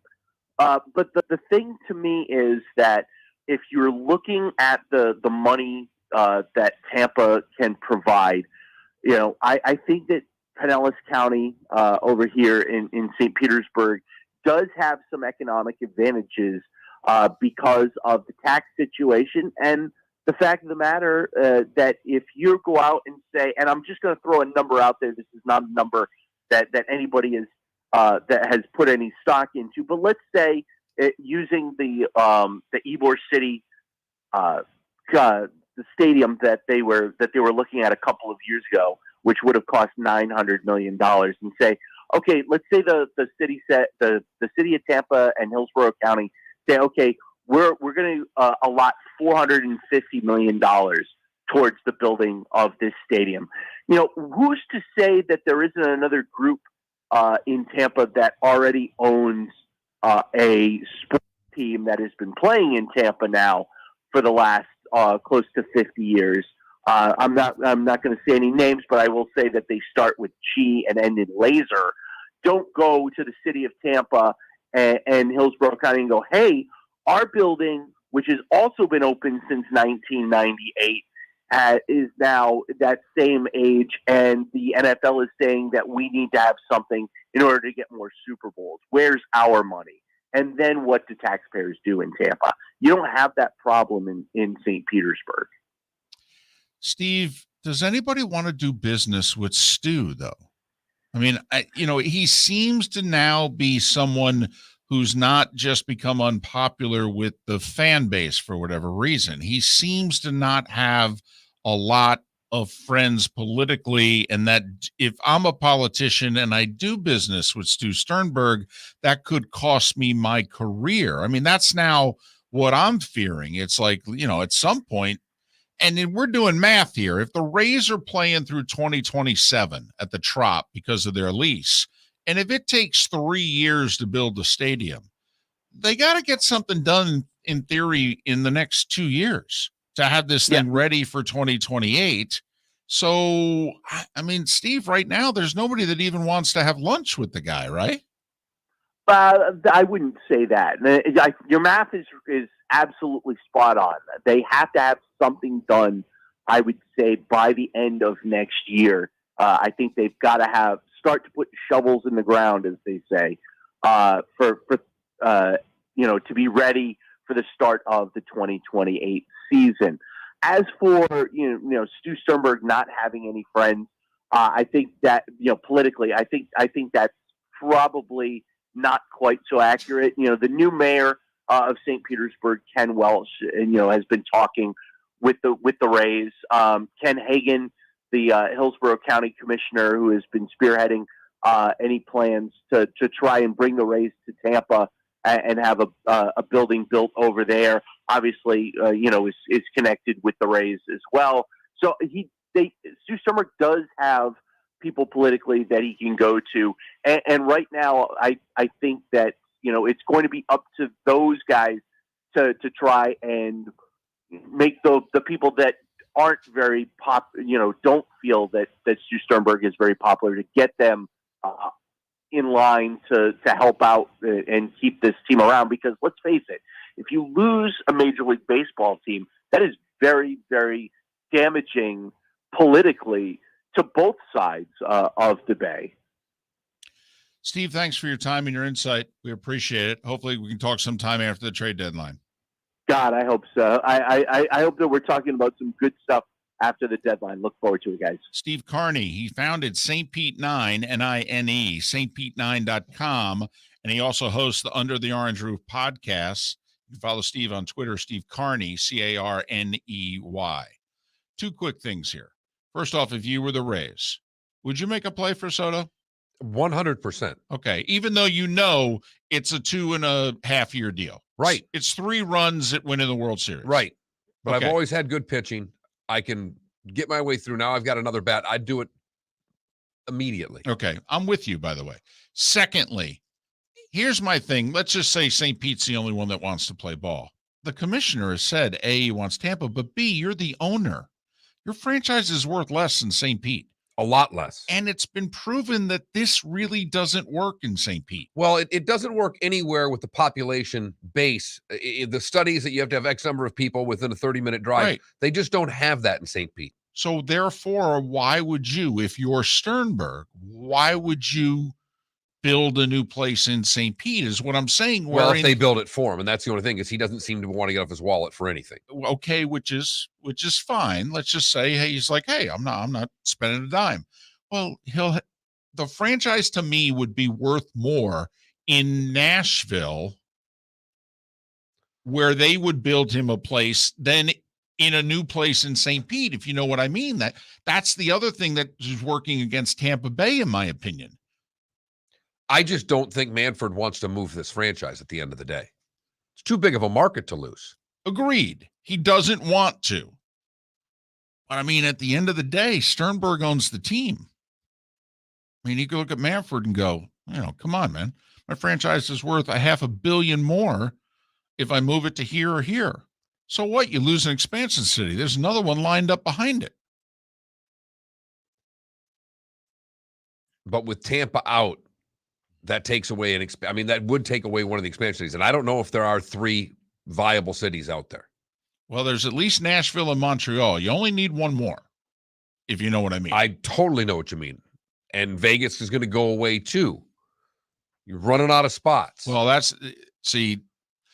it's why the Oakland situation, we keep pairing it with Tampa Bay for numerous reasons. If you're a Rays fan, believe it or not, you want them to move to Vegas. Because it takes away a city. Yes.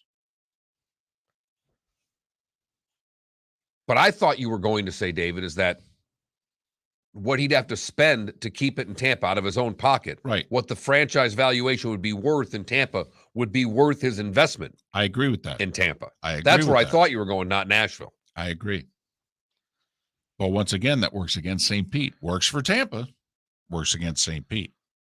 Pat Kirwan. Talk all things NFL next. Mark Miller for SWFL Golf Carts or online, flgolfcarts.com. If you're looking for a golf cart, an e-bike, or an e-motorcycle, go visit Alex and the gang at SWFL Golf Carts. flgolfcarts.com online. Check out their whole inventory. If you're looking for a custom cart, they can take care of you. 2-seater, 4-seater, 6-seater, they've got you covered. E-bikes, nobody better for value and service. E-motorcycles, check them out. Again, flgolfcarts.com. flgolfcarts.com. David Moulton for Napa Auto Parts, and Napa Filters. Insist on Napa Filters for your vehicles, or if you're a do-it-yourselfer, only buy Napa Filters. Napa has a filter for almost anything on earth that moves, whether it's motorcycles, foreign and domestic cars, vans, SUVs, earth-moving equipment. You get the idea. Napa Auto Parts, Napa Filters. Insist on them for your vehicles, or if you're a do-it-yourselfer, only buy Napa Filters. Bring your big mouth to John Smith Subs and indulge in their overstuffed subs with the freshest quality ingredients. Enjoy our famous steak bomb with perfectly grilled marinated sirloin steak topped with provolone cheese, grilled onions, peppers, mushrooms, crispy bacon, juicy tomatoes, and creamy mayo. Boom! Made-to-order crispy fries can be paired with the Gator, the Cuban, the chicken bomb, or the Italian. Love local. Eat delicious with John Smith Subs. Find a John Smith Subs location near you today. Golfers, are you bored of the same old driving range warm-up routine that's not getting you the results that you want on the course? Power up your golf swing by adding resistance bands to your range sessions with the Orange Whip Golf's Power Strap Kit. Featuring band attachments to your feet and hips, Power Strap resistance training will boost club head speed, increase power, improve flexibility, all with just a few swings. Buy a Power Strap Kit today. Go to orangewhipgolf.com and use code Miller10 to receive an additional 10% off the already great price of $119. We did this before the pandemic, and now we're doing it again. The Miller and Moulton Fantasy Football Summit. We want you to win your fantasy football league, so we've recruited an expert just for you. Dr. Roto, who you hear regularly Thursdays on Miller and Moulton during the season, will give you his tips, advice, and insight just days before your fantasy draft. In addition to that, you'll get food and drink and all of your questions answered. You'll leave the Miller and Moulton Fantasy Football Summit with the Dr. Roto cheat sheet so that you can draft a great team and follow his award-winning insight throughout the season. So if you want to win, we'll see you August 11th, Shoeless Joe's Sports Cafe for dinner, drinks, and the doctor. Dr. Roto, that is. Go to floridasportsnetwork.com to sign up today. That's floridasportsnetwork.com for the Fantasy Football Summit. Thursday, August 11th, 7 o'clock, Shoeless Joe's Sports Cafe. You were listening to Miller and Moulton on the Florida Sports Network.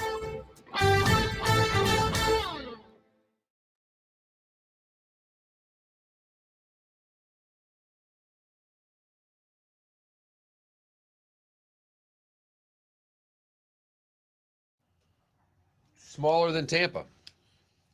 Smaller? And then you don't have St. Pete. There are some, Orlando's smaller than Tampa. Also, there are some people that want a baseball team in Orlando, though. I mean, got the NBA there. It's just there's no way that Florida can only have one MLB team. They went a pretty long time without any. Well, yeah, but Baseball worked just fine. it's not like that anymore.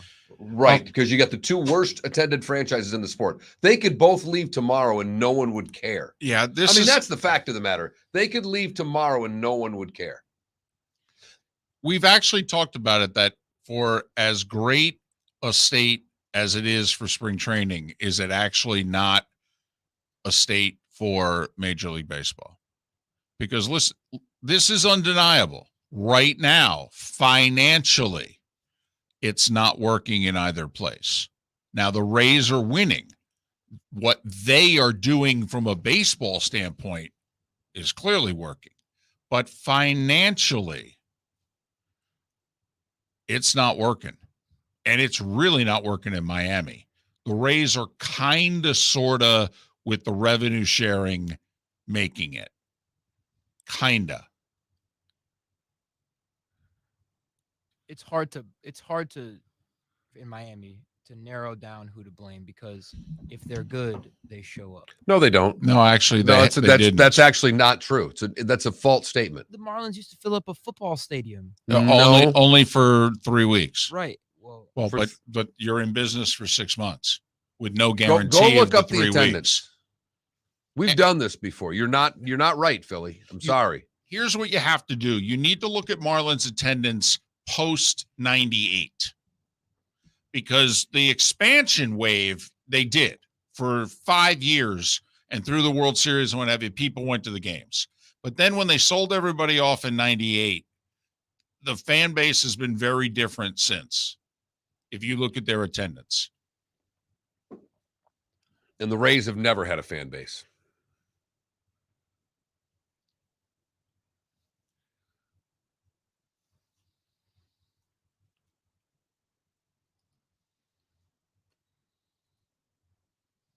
Listen, we obviously both really wanted to stay. Okay, but from a business standpoint, if you were doing this objectively, you would probably recommend at least one of the two franchises go away. I mean, even David Sampson has admitted on this show it is yet to work in Miami. They can't, and he was president there for 15 years. Yeah, they can't profit off of their franchise, basically. Right. Call Pat, please.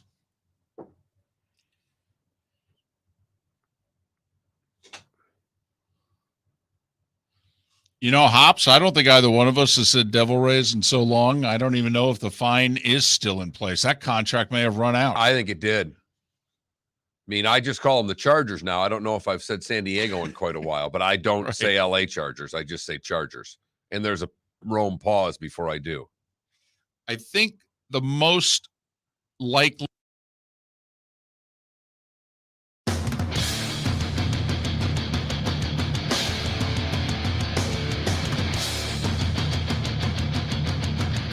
You are listening to Miller and Moulton, exclusively on the Florida Sports Network. And now, here's Mark Miller and David Moulton.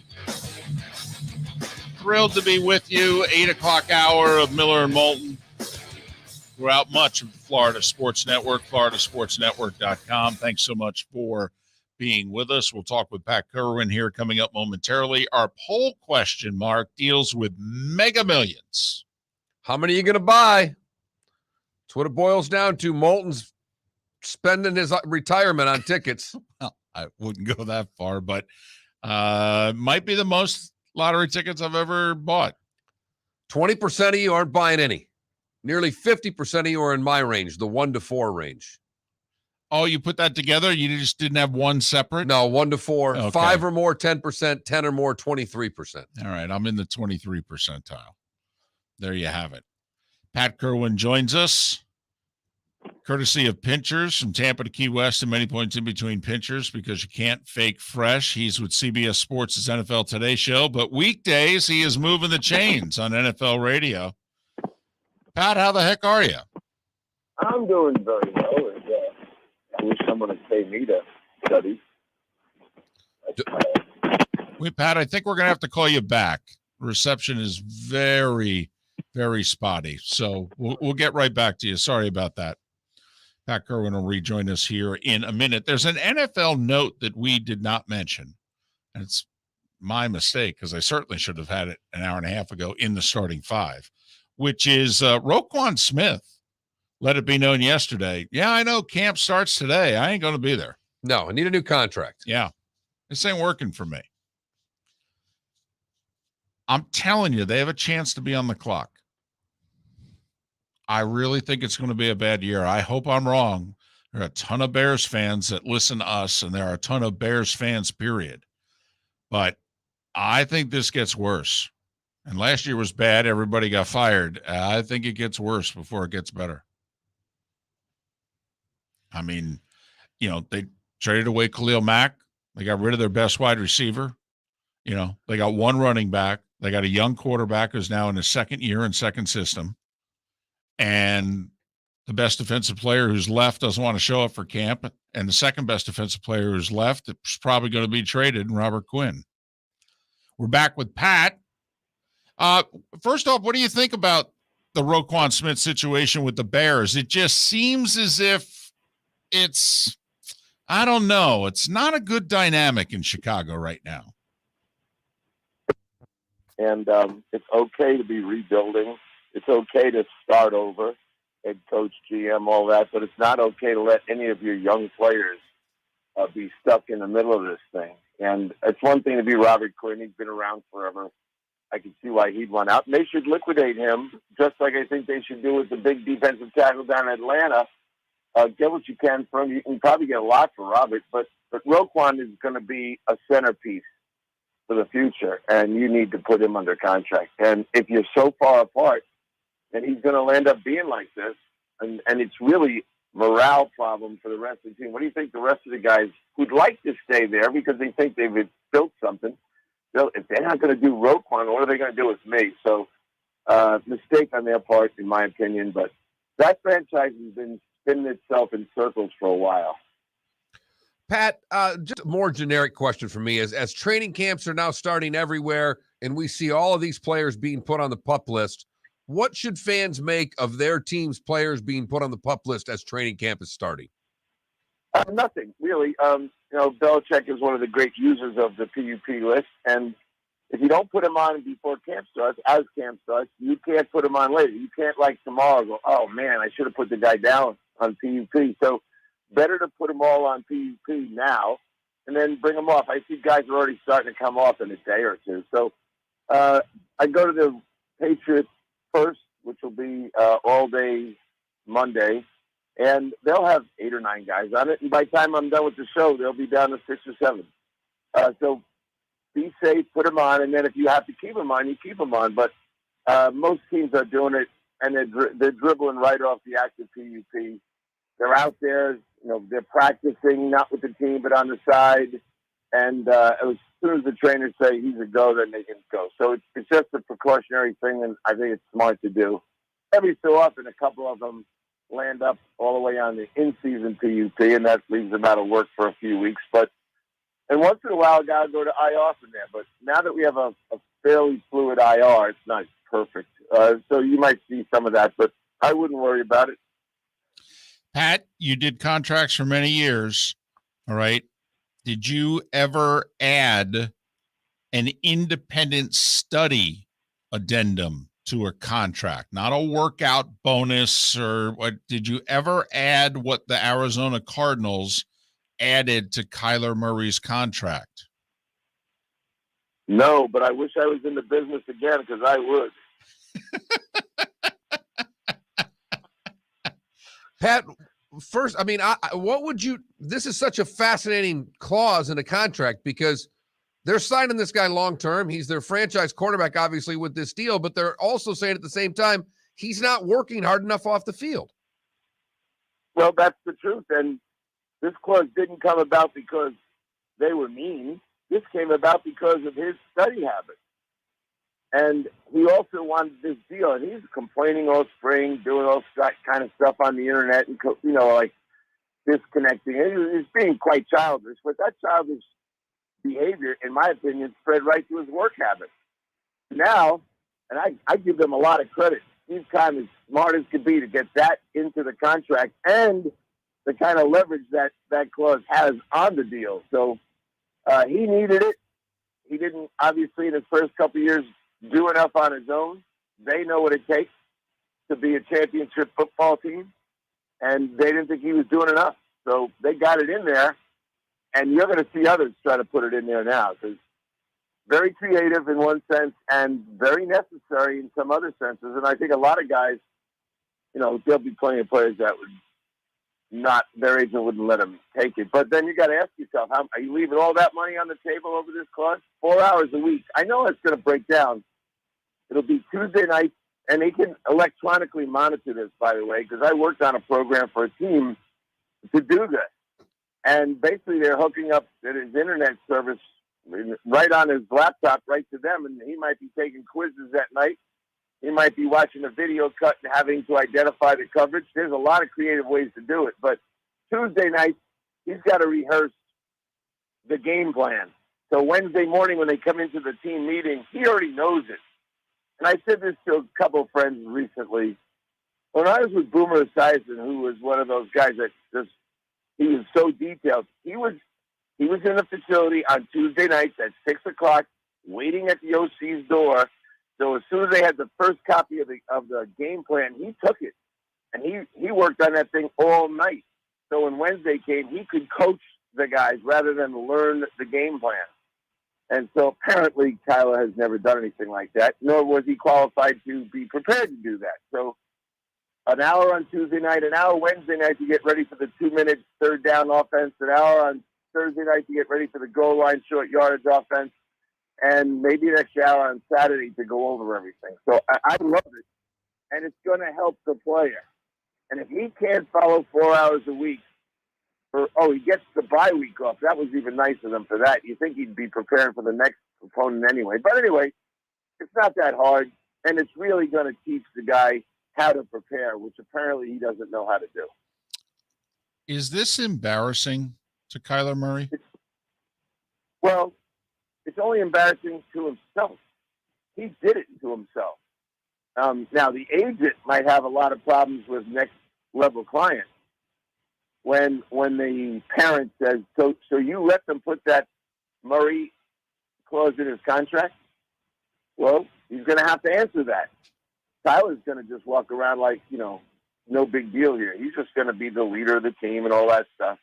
But the agent, I think, is going to get confronted by clients. So if I'm competing for a player and you're the agent from Kyler Murray, the first thing I'm saying is, the other guy you're talking to, he put that clause in the contract.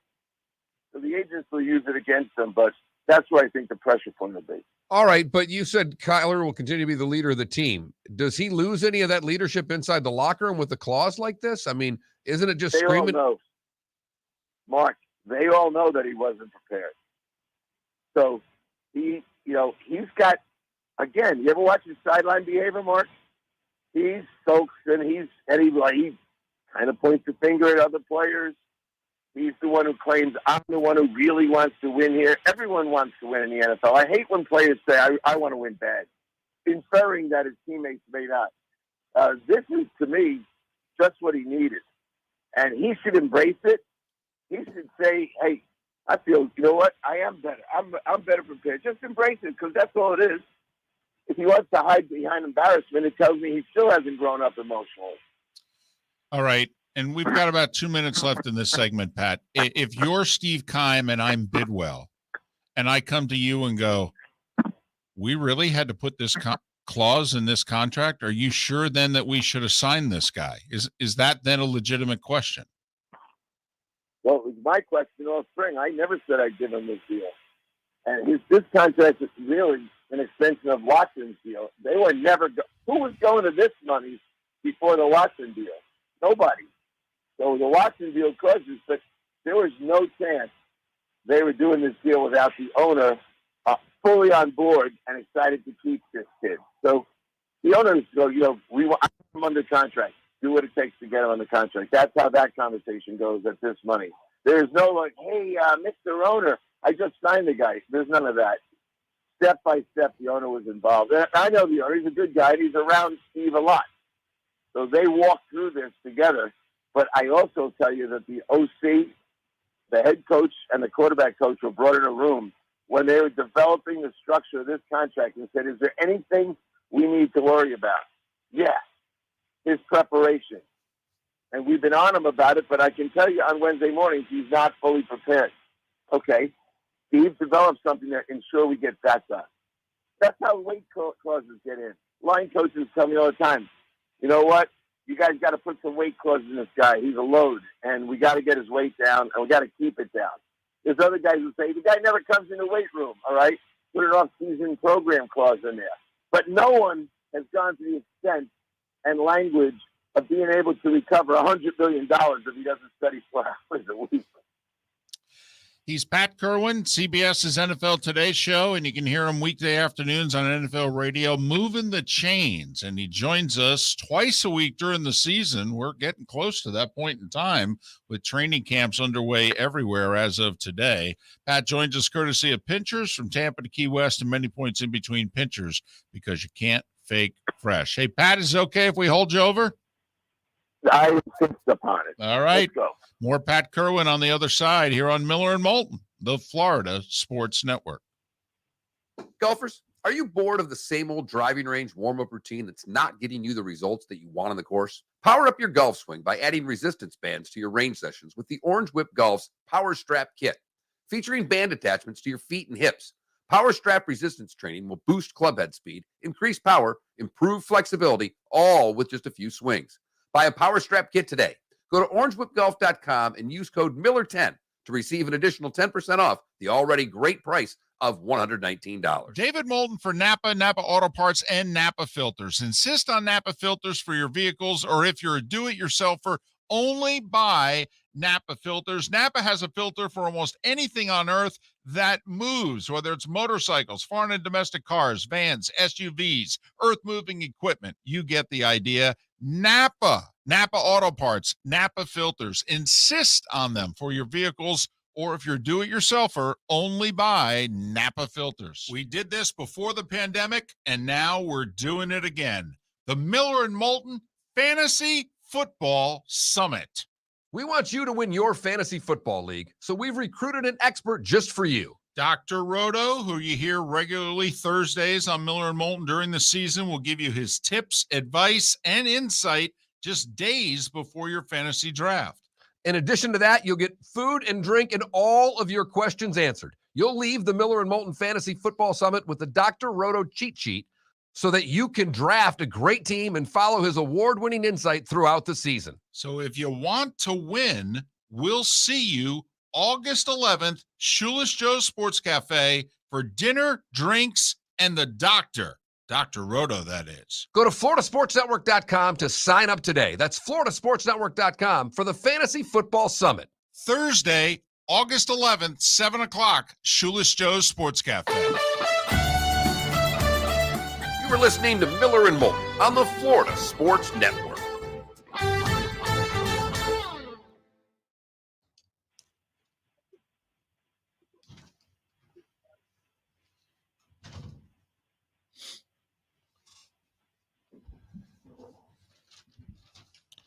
Pat, are you there? I'm right here. You go New England first, right? Your training camp tours? Yes.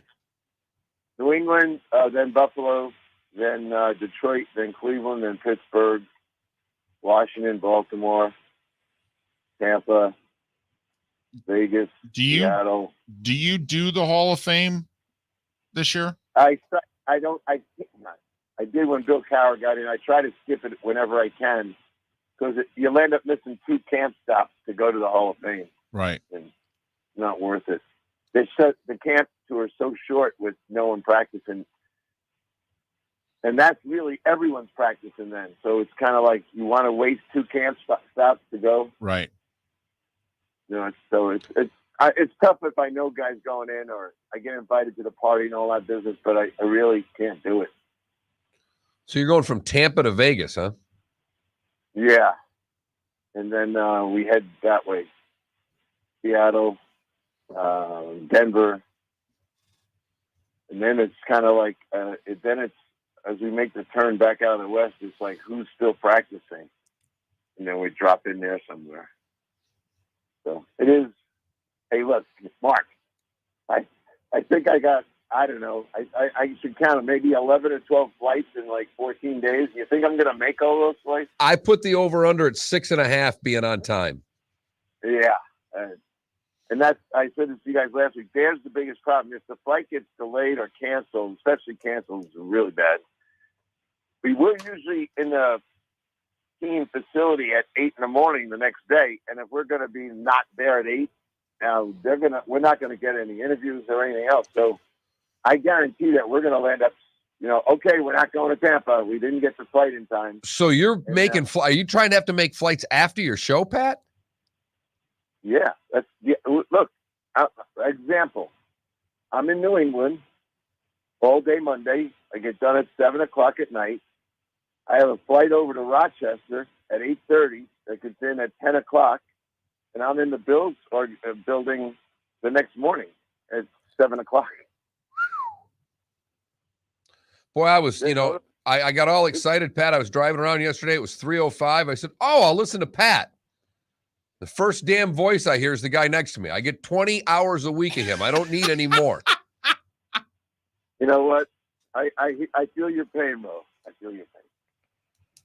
I was like, all right, we're at training camps here. I'm ready to go. A little NFL radio. It's time. Time to get that back on the dial. I'll send you a note when the date he's on so you can skip those days. Last days today.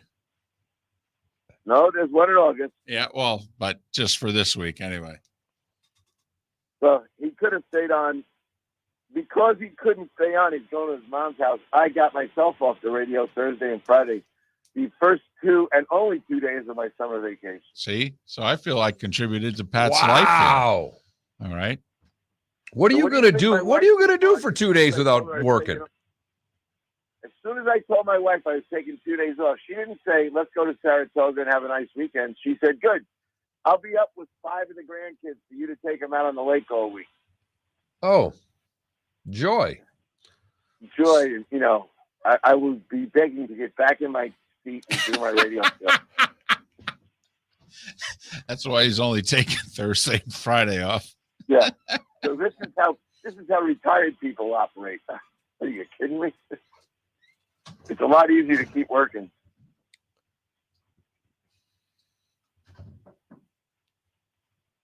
So I got my tree guy coming today to finish cutting down a bunch of trees in the woods here. And I told him, under no circumstances can you start any saws or tractors or anything else until 8:30.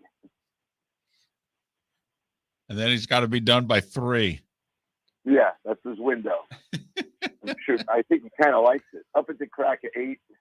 Show up the guy's house at 8:30 and be done at 2:45. Some guy just texted, doing some quick math. Using 18 weeks at 4 hours, Kyler is getting paid over $600,000 per hour to study. We'll come back. Well,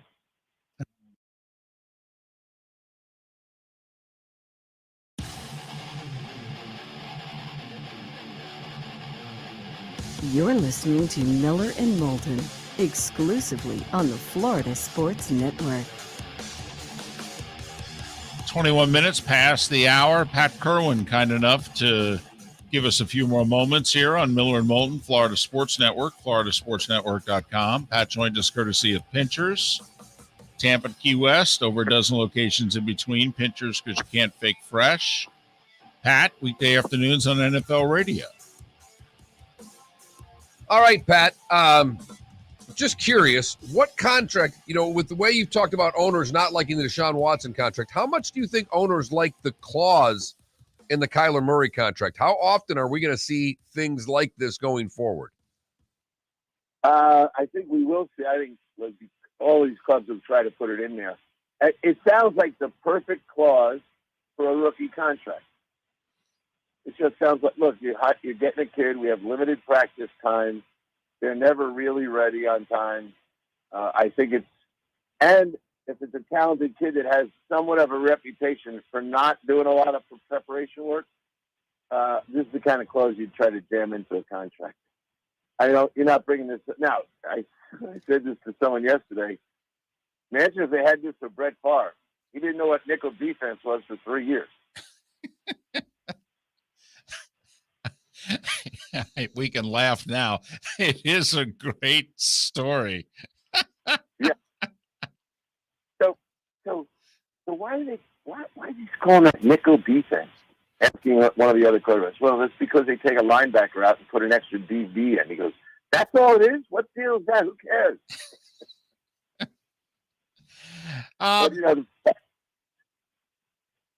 The Chicago mayor came out yesterday and said, you know what? I really don't want them to move to Arlington Heights.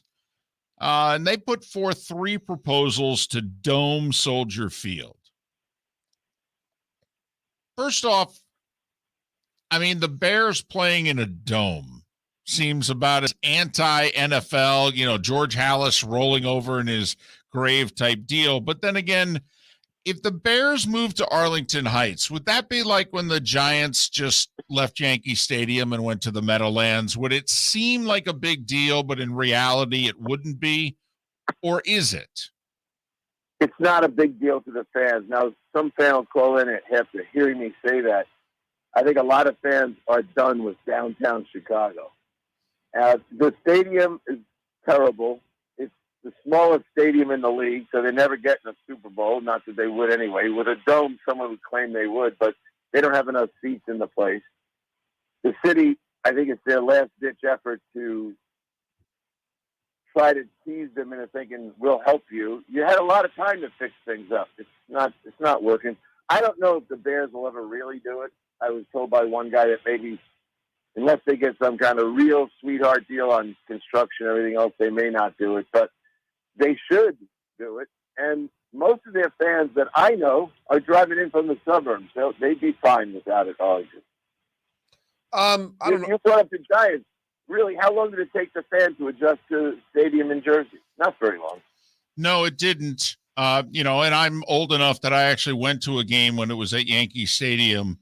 But, I mean, actually, to the masses, it was far more convenient to get to Giant Stadium. It's off of I-95, and it really is for the masses. Now, Arlington Heights is 30 or so miles northwest of downtown Chicago. So, I mean, Pat, it really does seem like a similar situation. We're moving to the suburbs, but we're moving to a place where there's like 3 major interstates to get people there. Yeah, and it makes a lot of sense. My brother lives in Chicago, football player and all that, and follows the Bears religiously. He thinks it's a great idea. And I think people just hate to say it. They're tired of downtown Chicago. It's not like it used to be. He complains to me all the time about, it's kind of embarrassing what's happened to Chicago. And the stadium's totally outdated. And when they refurbished it, they really did a terrible job. And it's the Parks administration runs the thing. So I think they'd like to get away from all that. Now, here's the question for you, David. Are they going to sell the team the second they make that move? Because the club might be worth an awful lot more money out there. Well, that's interesting. Is it worth more out there? Well, they own the land. They own everything. I think it would be worth more out there. 326 acres is the Arlington Heights site, as opposed to downtown. And as Pat mentioned, 61,500 is maximum capacity for a Bears game. A Bears game. You would think they could do 75,000 easily 10 times a year for the Bears. No problem. But, this is the largest city with a single team in the league. And they have the smallest stadium. So it really hasn't been a good deal for a while. As I said, I sat at the owners' meetings with someone who's definitely involved in the project, knows all about it, and he kind of said, we'll see. I don't know that the money's in place to do the whole thing, but it's time. Look, the Buffalo Bills Bills aren't in Buffalo. They travel all the way out there. The only thing on the road there is the Cumberland Farms and the 7-Eleven, and then there's the stadium. Well, as long as you get a Slurpee after the game, that's always a good thing. Well, there it is. I think they drink Slurpees in the parking lot before the game. I'm not sure what's in those Slurpees. Right. I don't think there's a lot of cherry or grape, though. I'm pretty sure about that. Hey, look, I get it. Jimmy Garoppolo, don't come to the voluntary mini camps, but now not expecting him to practice. Does that even matter, Pat, that he's not going to practice at all? Or is this just a matter of when someone gets hurt or whenever we work out a deal? Well, first off, it's very hard. Now, he's injured, and so they can keep him out he's not ready to practice, that kind of thing. But if he were to come in and get hurt in the building, they owe him $24 million. He's got an unguaranteed contract, but if he gets hurt falling over the curb in front of the building, they're in for $24 million. So I'm surprised if he called the union and said, I want to go in. I don't know how they could really keep him out. And he may not be able to go out in the field and practice, but I don't know why he wouldn't be allowed in the building. I mean, he's under contract to them. So this idea that clubs can tell guys to stay away, they really can't. Players do it because they know there's a trade coming up or whatever. And he's a good guy, so he knows he's out of there, which is kind of sad, and it's going to be a huge mistake if Trey gets hurt. He's playing along with it, but at the end of the day, he's not ready, number one. Number two, they don't want to be liable for his contract. He gets hurt at home, it's his problem. He gets hurt in their building, it's their problem. I'm just curious when they trade Garoppolo, who the backup's going to be, because right now it's Nate Sudfeld, and that doesn't seem like it's good enough for a Super Bowl contender to me. Well, I don't know if the start is good enough either, but you're right, Sudfeld, no chance. So maybe when they trade him, they're looking for something back that can be in a quarterback room to go along with draft picks. Oh, and Pat, we're pressed for time, but there's two situations. Like Mason Rudolph, is he really going to be the number 2 or is he really number 3 on the depth chart? And quite frankly, the loser of the quarterback battle in Carolina. Like if Sam Darnold loses it, they drafted the kid in the 5th round. Baker's a starter. I mean, I'm just wondering if either Mason Rudolph or Sam Darnold ends up the backup in San Francisco. Well, I think it's one of the reasons Garoppolo is going, and they need the cap space for Debo and others. Right. Sam Darnold is $16 million, or more. He might be more than that if I check it close. So he's too expensive for what they need to do. But I do think someone that might be real interested would swap out a quarterback. Give you a good backup, and while you get him, I don't think he's going to Seattle. But if they were actually going to talk to you, take Geno Smith. Now you feel okay about the backup. That's true. That's a good point.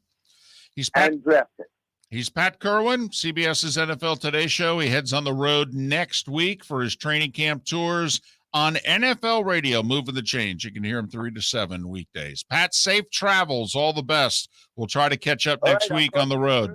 Buffalo. All right. Buffalo Tuesday. Take care, boys. Pat Kirwan.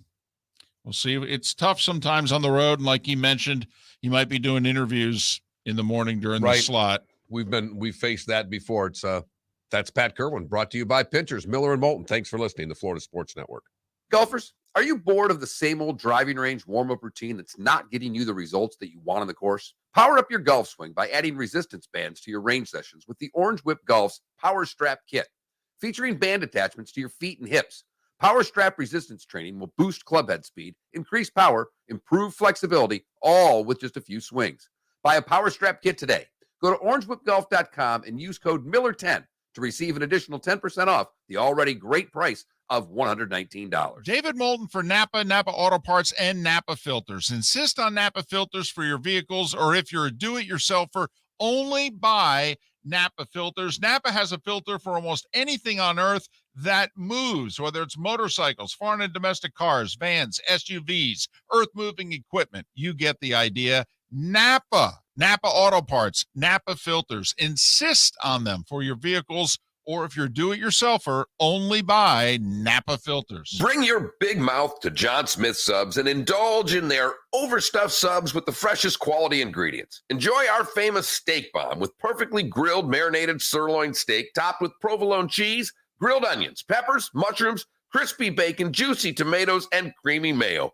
Boom! Made-to-order crispy fries can be paired with the Gator, the Cuban, the chicken bomb, or the Italian. Love local. Eat delicious with John Smith Subs. Find a John Smith Subs location near you today. Mark Miller for SWFL Golf Carts or online, flgolfcarts.com. If you're looking for a golf cart, an e-bike, or an e-motorcycle, go visit Alex and the gang at SWFL Golf Carts. flgolfcarts.com online. Check out their whole inventory. If you're looking for a custom cart, they can take care of you. 2-seater, 4-seater, 6-seater, they've got you covered. E-bikes, nobody better for value and service. E-motorcycles, check them out. Again, flgolfcarts.com. flgolfcarts.com.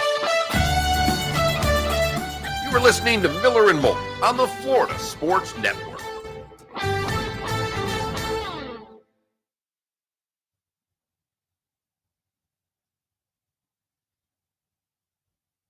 Has anyone in the Twitch chat seen Nope yet? The movie Nope.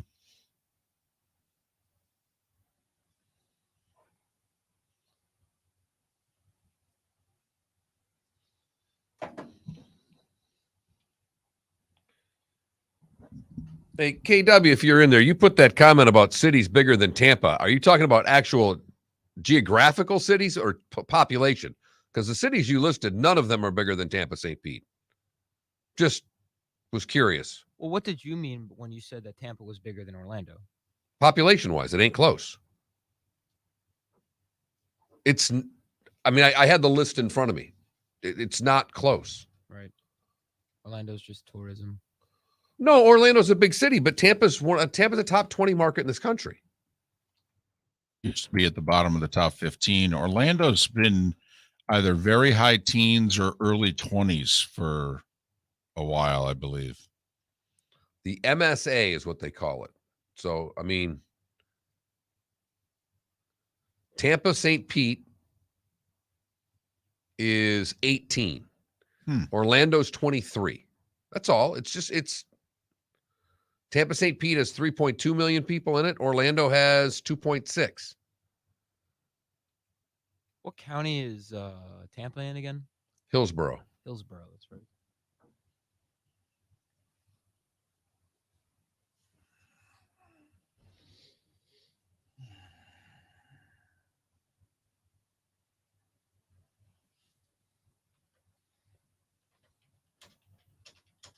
Yeah, if you're just doing counties, Hillsborough has 1.4. But you're not. It's the Tampa St. Pete market. Right. Oh, because St. Pete isn't part of Hillsborough? No, it's Pinellas County. Oh.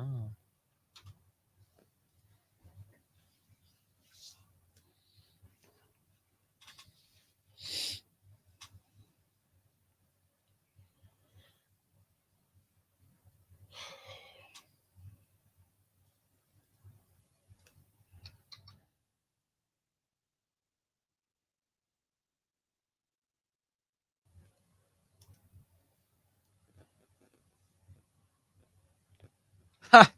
Good one, Johnny Mac.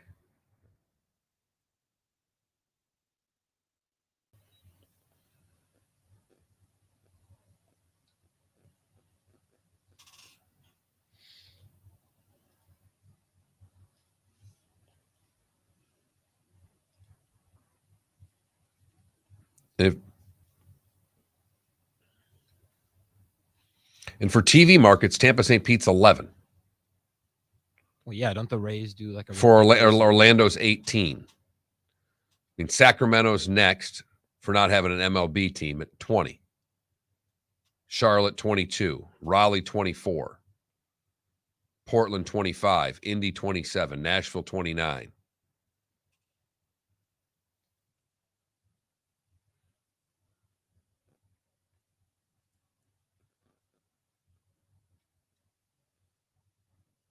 Fort Myers, Naples, 61. All 4 major sports in America have multiple teams in Florida. Got to keep the Rays in Tampa.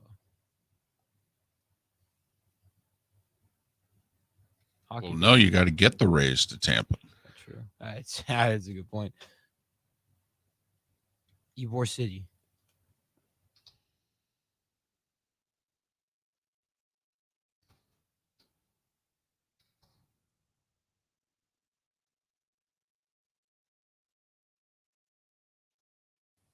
What do you think about that? Trenton says smartest thing for MLB to do would be to go somewhere without an NFL team.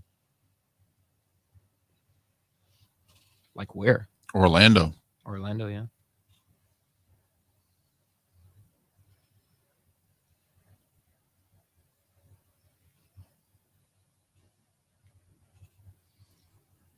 Portland. Why isn't there an NFL team in Orlando? Montreal. A what? NFL in Orlando? Because there's one in Tampa. Yeah. There's an NFL team in San Francisco, in Oakland. No, there isn't. Well, there was. Right.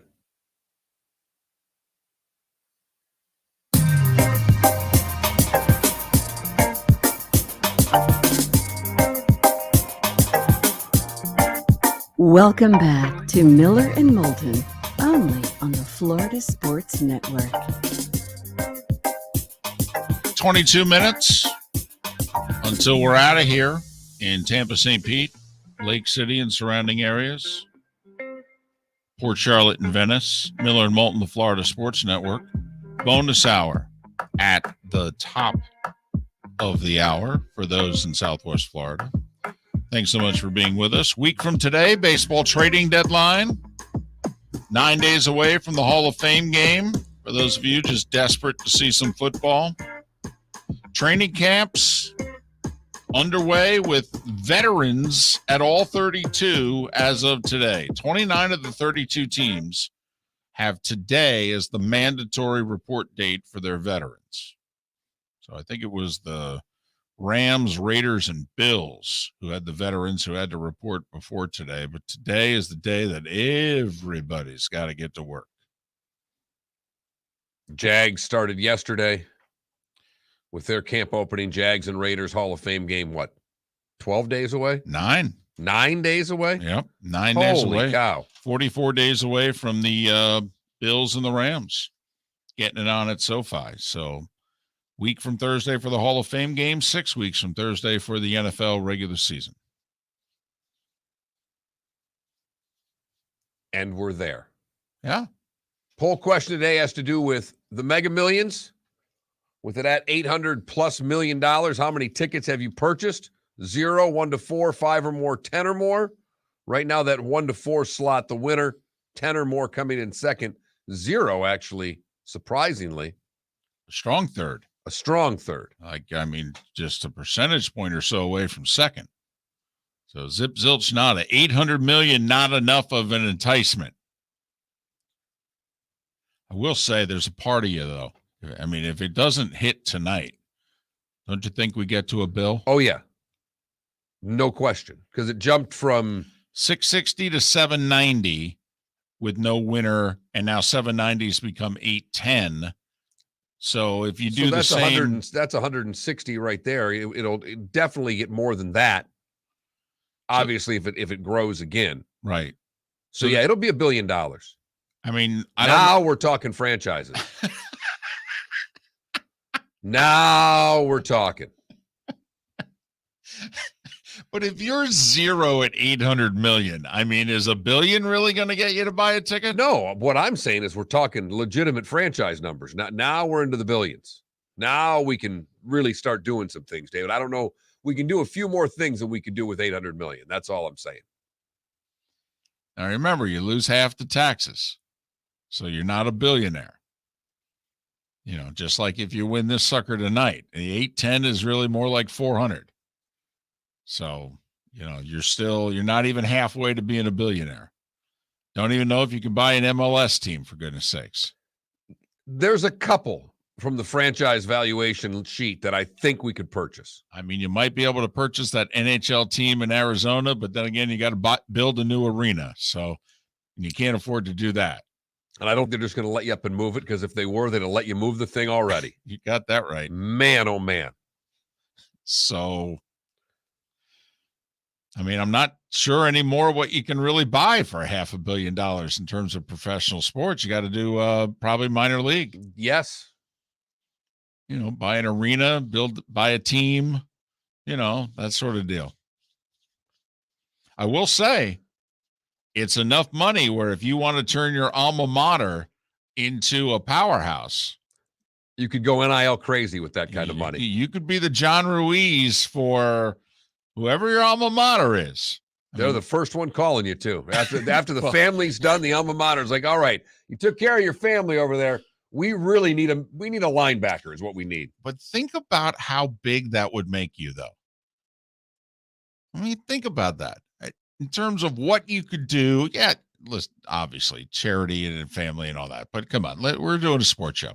So Ruiz is spending about $12 million a year on NIL with 3 different colleges, most of it with the Canes, though. So, I mean, think about this. You win tonight. After taxes, $400 million. And Mark, I've heard that people with money know ways to then make money with it. I of course, lucky to have $20 in my wallet. I've never been able to stretch that out to like 23 or 24. So apparently you could take this $400 million and actually use it and, make more money with it. But you could set up like a $10 million a year, thing for NIL at your alma mater, couldn't you? You could be a big deal at your alma mater. Yeah. You have really good seats after that. They'd like you a lot. They got to name something after you, don't they? I mean, if you become the NIL guy at your alma mater, and some alma maters don't have football. I mean, you still got 15 to 24 sports, but I mean, if you take football out of the equation, saves you a lot of money. In a way, you could become a bigger deal. My goodness, your soccer team is going to be set. We have bought the best baseball team that money can buy. Right. They increase scholarships in college baseball. You're like, that's fine. In fact, I hope they do. We got it covered. That'll be easy. And Canada Relief has probably the idea that I hadn't thought of. You could buy a few ponies. Ooh. I could get to the racehorse business with this. I could have a Derby winner with this kind of money. Now, your wife's a vet. Would she like you owning racehorses? Would she want to walk the stables with you and go, oh, he's I got to hire someone who's competent for this type of stuff. Cats and dogs, she's fine. Okay. Stay away from my thoroughbreds, okay? Now, do you buy land with that? You buy a farm? I buy an island. That's better. Wow, I've already spent every one of these dollars 10 different ways. Wow. I haven't. I've just got the initial stuff that I would do. Okay. Private jet or yacht? Private jet. I go jet. It's tough for me, but I go jet. I mean, don't get me wrong. You win this $800 million thing tonight. You just say both. Well, it's actually for me, it would be neither. I would be renting both. Right. There you go. I would be doing both in a different way. But the whole yacht thing, the whole idea of having a crew on a boat, because even when you take a charter boat fishing versus fishing yourself, I mean, that's something we can actually relate to. You go out fishing, you got to bait the hook, you got to clean the boat, you got a lot of crap. People. But it's a bigger pain when you're doing it yourself. When you're on a charter boat, right? You show up, you get on the boat, they bait the hooks, they take the fish off, they clean the fish for you, they put it in bags, everything's done. Funny how that works. You pay for it, right? So the idea of paying for a big boat, totally, where you're hanging out. I mean, what do they have Dan Snyder's yacht tracker on Twitter right now? Yes. When he wouldn't answer the subpoena. So somebody said, well, oh, you can't do it because you're in France, huh? Well, then we'll start tracking your yacht. This is like Auburn coaching and recruiting here. Exactly. We're charting private planes. Tail numbers and yacht numbers is what we're paying attention to right now. But I think I'd become big man on campus somewhere. I mean, I went to a D3 school. I don't think it would take much to make the University of Scranton a power. I really don't. They haven't played football since like pre-World War II. I mean, I'm pretty sure my money can go a long way in northeastern PA. I don't know if anybody has sensed a theme here, but Felipe asked what I thought was an incredibly relevant question when it comes to $800 million. Do you want a yacht or do you want a jet? That's a question, Felipe, I can sink my teeth into. I could spend time discussing that. If you notice, David went right back to NIL for a small school. Every time you talk about spending big money, David can figure out a way to, well, that's all well and good. You know what I'd really want to do is have a great soccer program at the University of Scranton.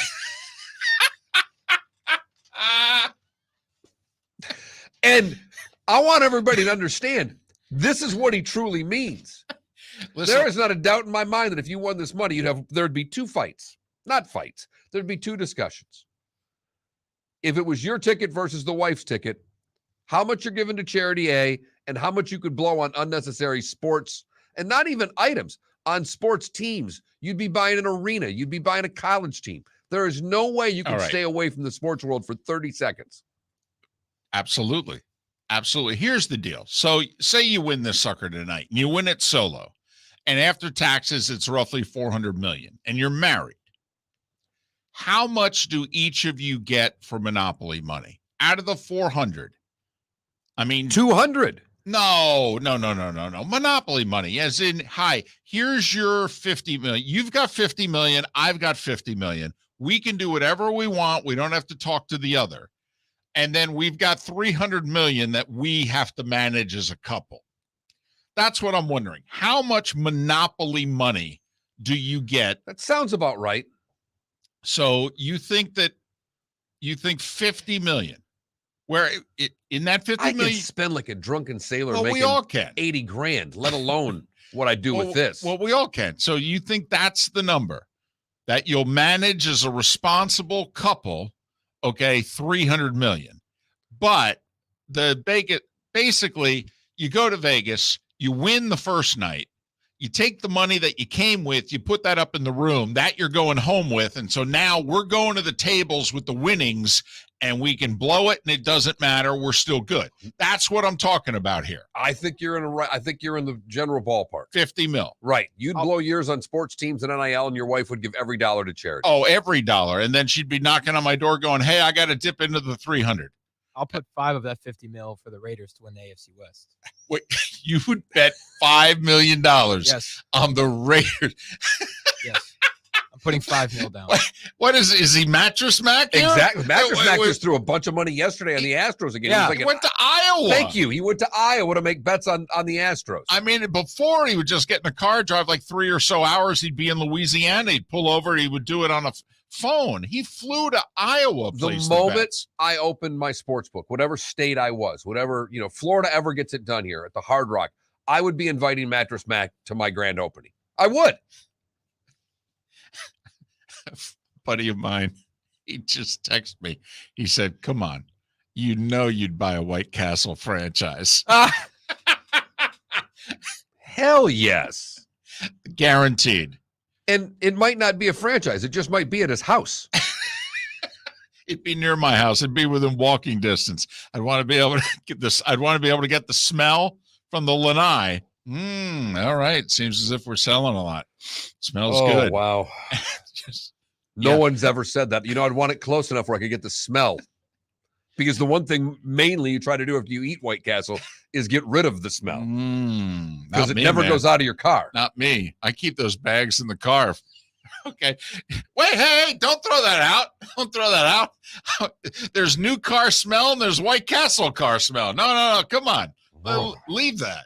I think in the mansion that I buy, I'd have a window like on the side with a little Cuban pop-up cafe. Every morning, just walk out. It's called hiring a chef. You don't really need to do that. Just a window, I got you. People come by. Tell at this point of the show that at least 2 of the 3 people on it are becoming very hungry. Yeah, no kidding. Guess what I'm no kidding. So that's all. Just curious, all of you, dreaming what is it you would do with the 800 million. So you win after taxes, it's 400 million. How much of it's Monopoly money? Honestly, and some of you may be divorced or single, and so it doesn't apply. You don't have to split it with anybody. But if by chance you have to split it with somebody, how much goes off the top? This is your pile. You can spend it on whatever you want. No questions asked. I don't even want to know. Here's your pile. Same deal applies. 21,000 is the text line. If you've never done so before, the first time, you need the keyword of FSN Radio, all one word, FSN Radio. As this texter says, Slippery Rock University is going to be a college football powerhouse. There you go. There you go. Now we're talking. Now we are talking. And someone just said, I'll put a runway on my yacht, answering your question on whether or not you want the private jet or you want the yacht. So they want one of those yachts where you can land the helicopter? Is that yes, that's what they're looking for. Little They port? buy a discontinued aircraft carrier. How about that? So there's no doubt, though. I'd spend some money. I would not bet $5 million on the Raiders. No? No. That could Broncos? that could be a poll question. No, I actually think, Denver needs a pass rusher. Okay. Like they need to go get Robert Quinn from Well, I'm just working through something here really quickly. You said you're not betting on the Raiders. to win the division. No, I don't You think said I you're would. not betting on the Broncos. Right. And you told me yesterday on the show that the Chiefs aren't going to win the division. Correct. That means I that know the what that Chargers are means. left. I know. The Chargers. I know. You know, I know. That the powder team blue. that disappoints. Right. Powder blue is hypnotizing you. I do love the powder blues. Who doesn't? I do love the powder blues. See, here's the deal. You're the one that has gone to the Chargers 17 times. I have maybe dipped my toes in the water occasionally. I have not been really burned by the Chargers. So I'm due to be really burned by the Chargers.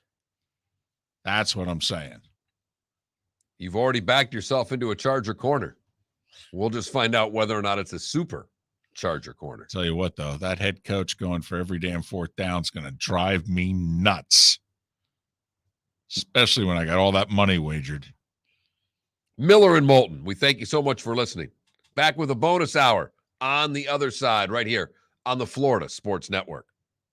Bring your big mouth to John Smith Subs and indulge in their overstuffed subs with the freshest quality ingredients. Enjoy our famous steak bomb with perfectly grilled marinated sirloin steak topped with provolone cheese, grilled onions, peppers, mushrooms, crispy bacon, juicy tomatoes, and creamy mayo. Boom! Made-to-order crispy fries can be paired with the Gator, the Cuban, the Chicken Bomb, or the Italian. Love local. Eat delicious with John Smith Subs. Find a John Smith Subs location near you today. Golfers, are you bored of the same old driving range warm-up routine that's not getting you the results that you want on the course? Power up your golf swing by adding resistance bands to your range sessions with the Orange Whip Golf's Power Strap Kit. Featuring band attachments to your feet and hips, Power Strap resistance training will boost club head speed, increase power, improve flexibility, all with just a few swings. Buy a Power Strap Kit today.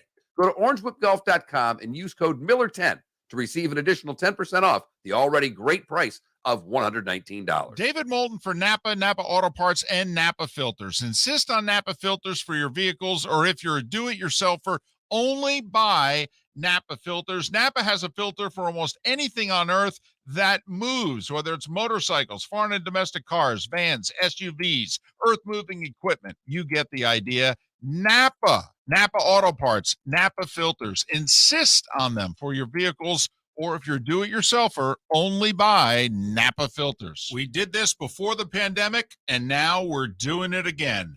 The Miller and Moulton Fantasy Football Summit. We want you to win your fantasy football league, so we've recruited an expert just for you. Dr. Roto, who you hear regularly Thursdays on Miller and Moulton during the season, will give you his tips, advice, and insight just days before your fantasy draft.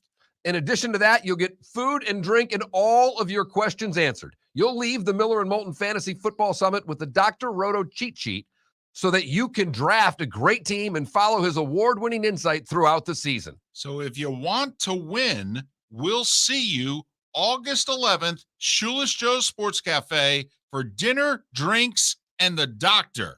Dr. Roto, that is. Go to floridasportsnetwork.com to sign up today. That's floridasportsnetwork.com for the Fantasy Football Summit. Thursday, August 11th, 7 o'clock, Shoeless Joe's Sports Cafe. Mark Miller for SWFL Golf Carts, or online, flgolfcarts.com. If you're looking for a golf cart, an e-bike, or an e-motorcycle, go visit Alex and the gang at SWFL Golf Carts. flgolfcarts.com online. Check out their whole inventory. If you're looking for a custom cart, they can take care of you. 2-seater, 4-seater, 6-seater, they've got you covered. E-bikes, Nobody better for value and service. E-motorcycles. Check them out. Again, flgolfcarts.com. flgolfcarts.com. You were listening to Miller and Moulton on the Florida Sports Network.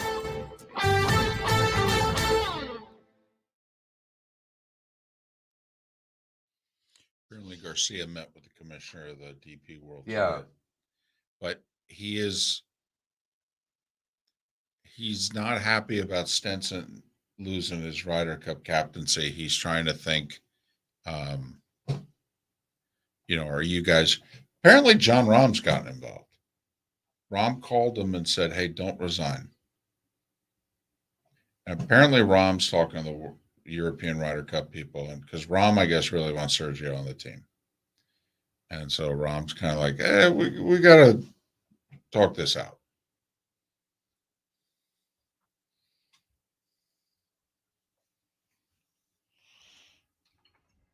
Adam, you've put a lot of thought into that. Really? And I appreciate that.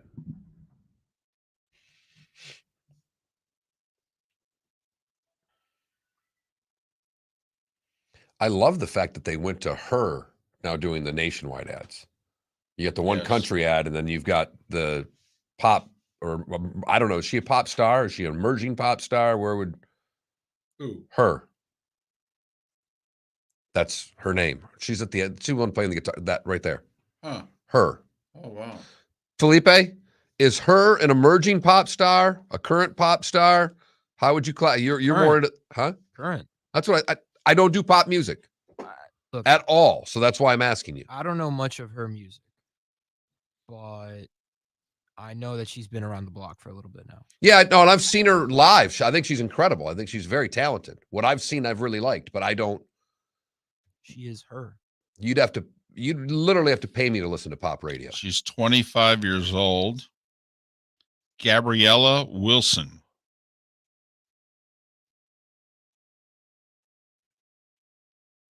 Your daughter doesn't like pop music?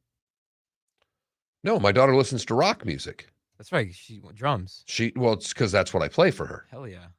She likes the the Imagine Dragons song. That was Believe, I think.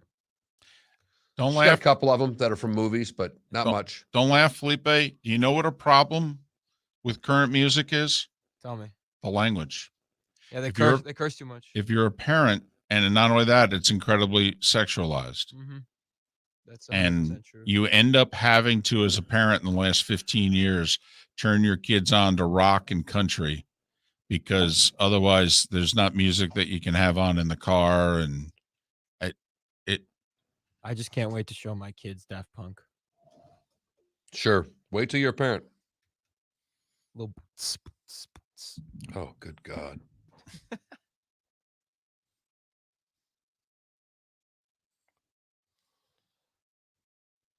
I am that old guy because I hate all new music. I don't really like new music either, to be honest with you. What I obsess over is mid-tense rap. I'm talking Kendrick Lamar. I'm talking Kanye West. I'm talking Drake before he became a cringe F-boy. Travis Scott. Never heard of him. Never heard of Travis Scott? Nope. But I don't do 2010s rap. If I do rap, it's way older than that. I also like 90s rap, though. That's the thing.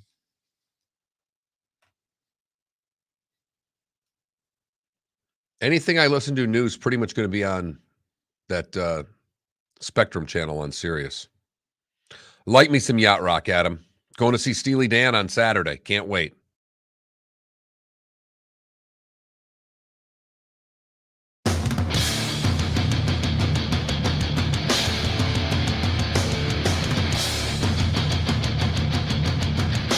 You are listening to Miller and Moulton, exclusively on the Florida Sports Network.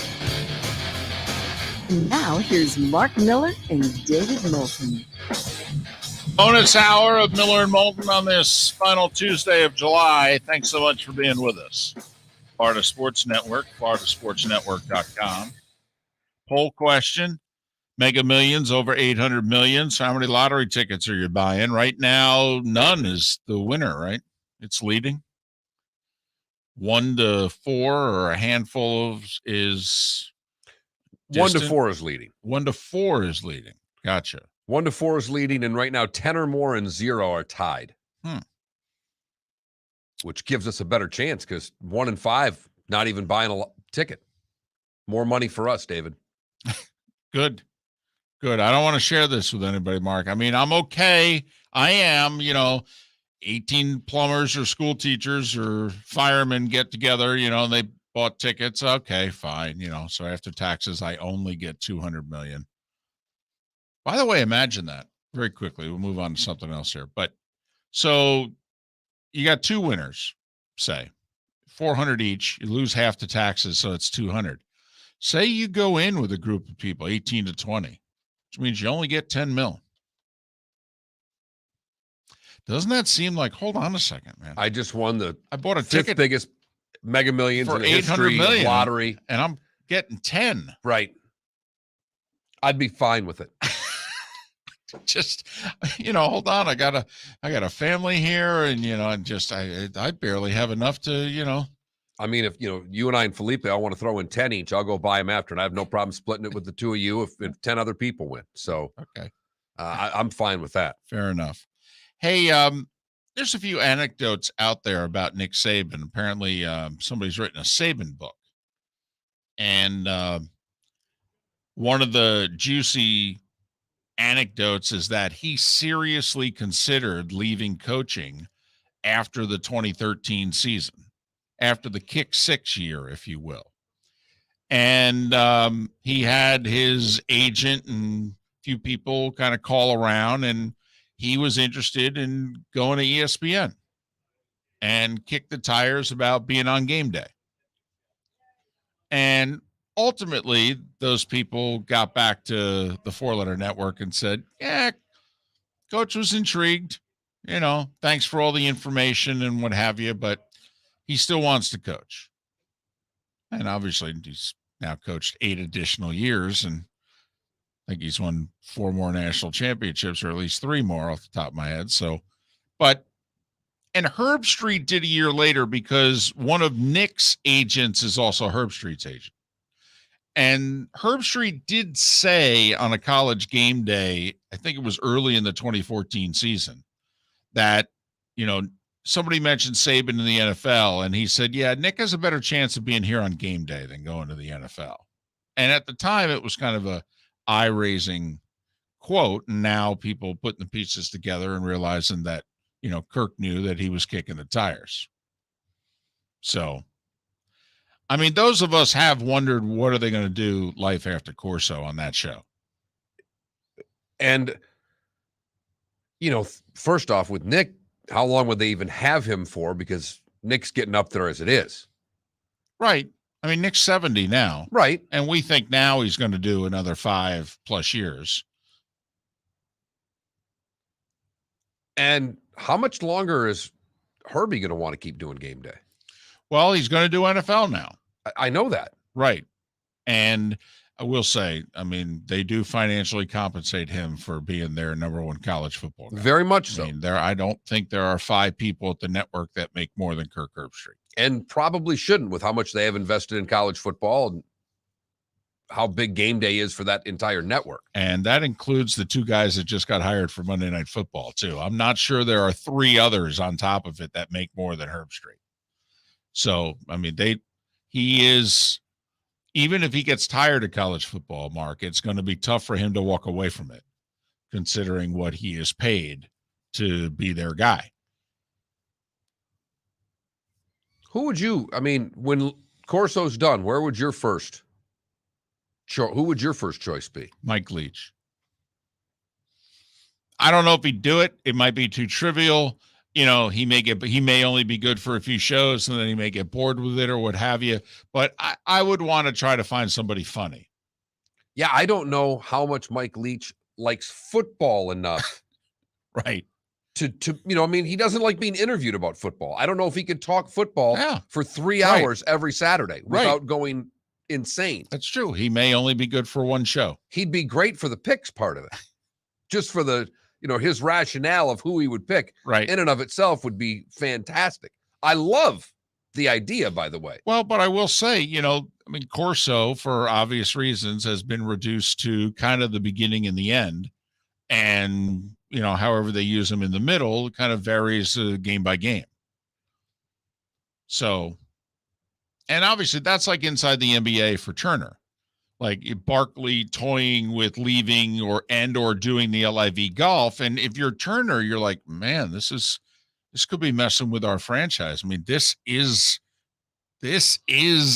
our sports division here. I mean, forget the games. I mean, we are known for this show. Did I see it right too that Barkley said he'd do the live tour for $60 million? He did. In fact, I thought he said there was some figure thrown out there in which he said he would like kill a family member, including someone that he really cared about. Right. But I think after the talk, 60 million is what he's looking for. Well, that was a number he threw out there on the Dan Patrick show. But he said, okay, let's talk about this. He goes, Turner may dump me. And I believe he's making around 10 from Turner. That doesn't include the three big endorsers. Right. He's got Subway, he's got Dick's Sporting Goods, and he's got Bank of America. Capital One. Oh, I'm sorry. So, I mean, but whatever you think he's making from that, my guess is he's making 7 figures from all of them. So if you add it up and it's 5 or so million, so, Chuck's making at least 15 a year. Wait a minute. I'm just going to stop you. You think he's getting that from Subway? Yeah, I do. What do you think they're spending on all these people then? Yeah. I mean, how much is this campaign costing them? A lot of money. That's a lot of sugar bread. Mm-hmm. Yeah. Yeah. I don't think these people do deals for less than 7 figures. I mean, Serena Williams. Now, maybe there's a couple of them they can get. I mean, the gymnast, I think they can get for half. Okay. But, Tom Brady. I mean, and he famously doesn't eat what they're selling. That's the single best part, and they talk about it in the ads. Yes. Okay, but to get him to make fun of himself for not even eating this, but I'm endorsing it. To smell bread that he wouldn't eat. Right. What do you think they're paying him? I'm guessing there's 2 commas. And so, yes, I mean, that's before you buy an ad. I'm aware.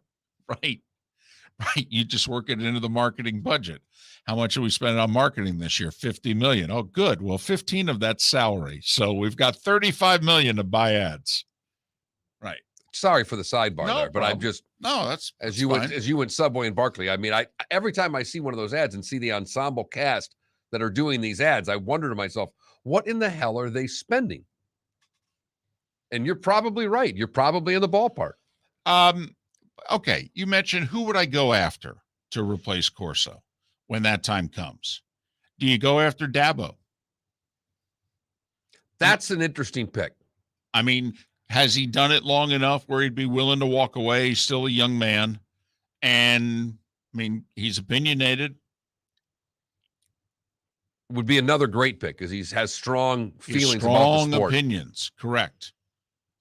And now, I mean, he would also say some things that people would have problems with. And for the most part, that show doesn't do that. They're happy, happy, joy, joy is what that show is known for. The other thing is it time, and we've talked about this with the NFL. I mean, if you look at the pregame shows with the NFL, they're starting to show their age. Nate Burleson's now been worked in on CBS. But, we've talked about Fox's show, which is still far and away number 1, but Jimmy's in his mid-70s, Bradshaw's in his 70s, and Howie Long's in his early 60s. I mean, at what point do you start bringing in guys? Jimmy hasn't coached a game this century. Bradshaw played his last game in 83. Well, that's the one I'd start working people in because Jimmy wants to go. He's been trying to get out, as we've talked about on this show millions of times. And so for game day, here's the other, what I think is going to be fascinating now that we're stumbled onto this topic is, in 2 years, I mean, I believe ESPN is going to be left out of the next Big Ten football deal. They may still have Big Ten basketball, but they're going to be left out of football. So what happens to game day? As we know, in the big money world of network television, when you're not invested in something, you don't talk about it. You know, the one guy I might be looking at too that's not a coach that we didn't think of is Cam Newton. I'd be a star. He's a college superstar. The outfits in and of themselves of what he could wear on set. I'm sorry, my head goes there really quickly. He's got $1 million smile. Yes. And he's an SEC guy. He is. And it's a show dominated by Big Ten people right now. You've got Pollock, who's the Georgia guy, and then you got Herbie, and you got Desmond, and you got Corso. Now, Corso, in theory, ages out. But it doesn't have to be a coach replacement, I guess is what I'm saying. No. And Cam's a guy with a big personality. No, I do. That I would be strongly going after. But I'm just wondering how much of the Big Ten is game day going to cover beginning in 2 years if they get left out of this Big Ten deal. And it's why we've wondered, do you leave them out? Can you leave them out? And what do you lose for that? I know it's a much smaller scale, but the NHL went away from ESPN. ESPN didn't cover the league for 20 years. Yeah, I know, but the league actually grew. It grew business-wise, and it grew. It grew ratings-wise. It did. Now, it did better this year being back on the four-letter network than it had done with regular season games and what have you in the past. But they had built it up to a point where ESPN said, we want to get back in. If you're Fox, though, I mean, we think Fox is running the Big Ten TV negotiations. How in the world are you going to let ESPN have a piece of Big Ten football? Well, they're going to have to spend a lot of money because ultimately the Big Ten still is going to have the say of who they partner with, and they're going to partner with who gives them the most money. I like the Cam idea, though. I would love the outfits. And Cam might be like Aretha. He might change an outfit during the show. Right. Well, I mean, he switched the hat for the hat. Right. I'm in. But we're Cam fans, though. Miller and Moulton. Good, bad, and ugly. Today was the day. That's all coming up. Golfers, are you bored of the same old driving range warm-up routine that's not getting you the results that you want on the course? Power up your golf swing by adding resistance bands to your range sessions with the Orange Whip Golf's Power Strap Kit. Featuring band attachments to your feet and hips, Power Strap resistance training will boost club head speed, increase power, improve flexibility, all with just a few swings.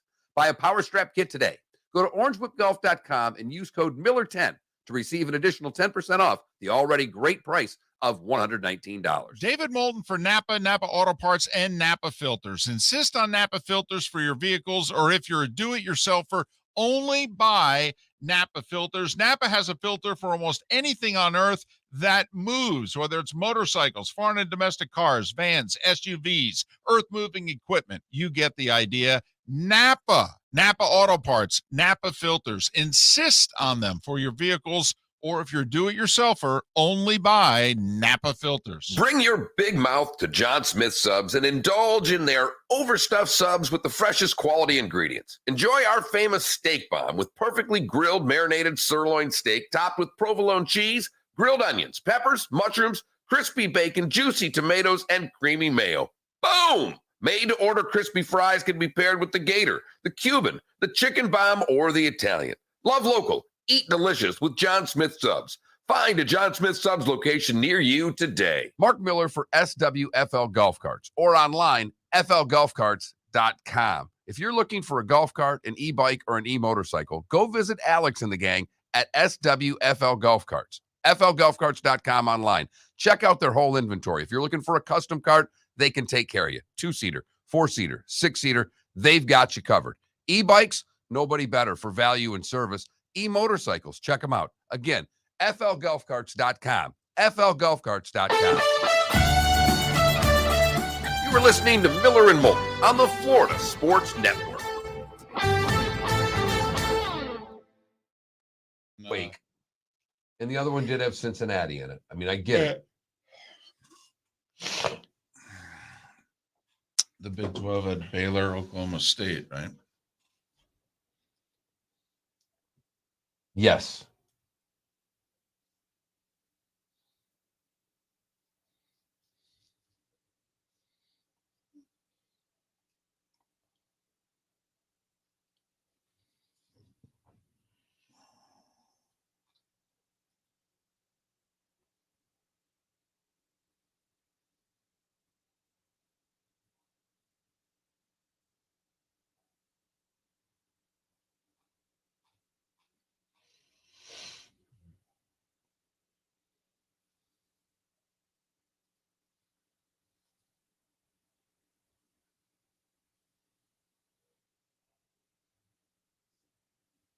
God damn it.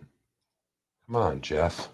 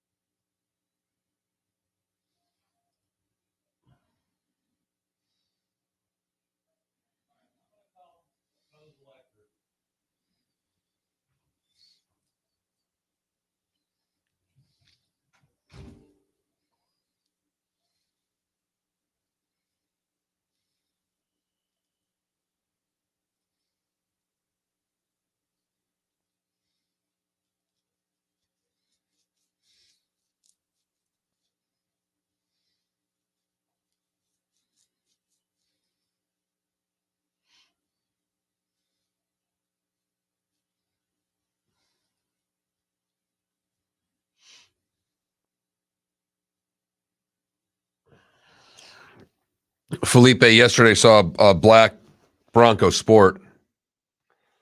Two people your age in the car. Both women. I wanted to get next to him at a light, but I didn't want to be creepy. I want to start getting people to start, like, I want to get women in Broncos to say, hey, Felipe, it's okay that you got a girl's car. Mark, when I win the lottery, I'll buy you one. I'll buy the whole family one. My neighbor's got the good one. Yeah, the one that's like $65,000. That MSRP is 35, but you can get for 35,000 more dollars.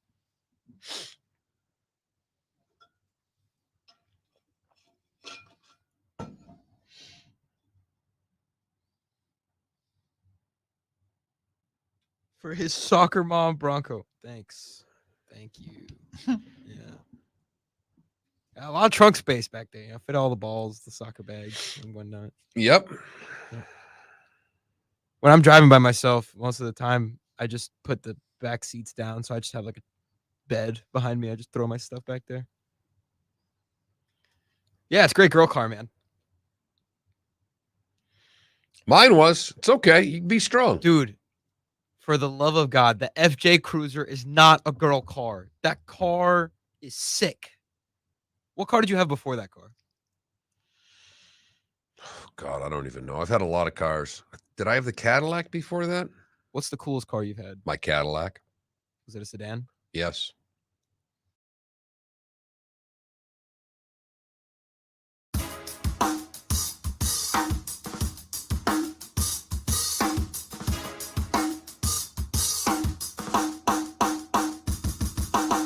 Welcome back to Miller and Moulton, only on the Florida Sports Network.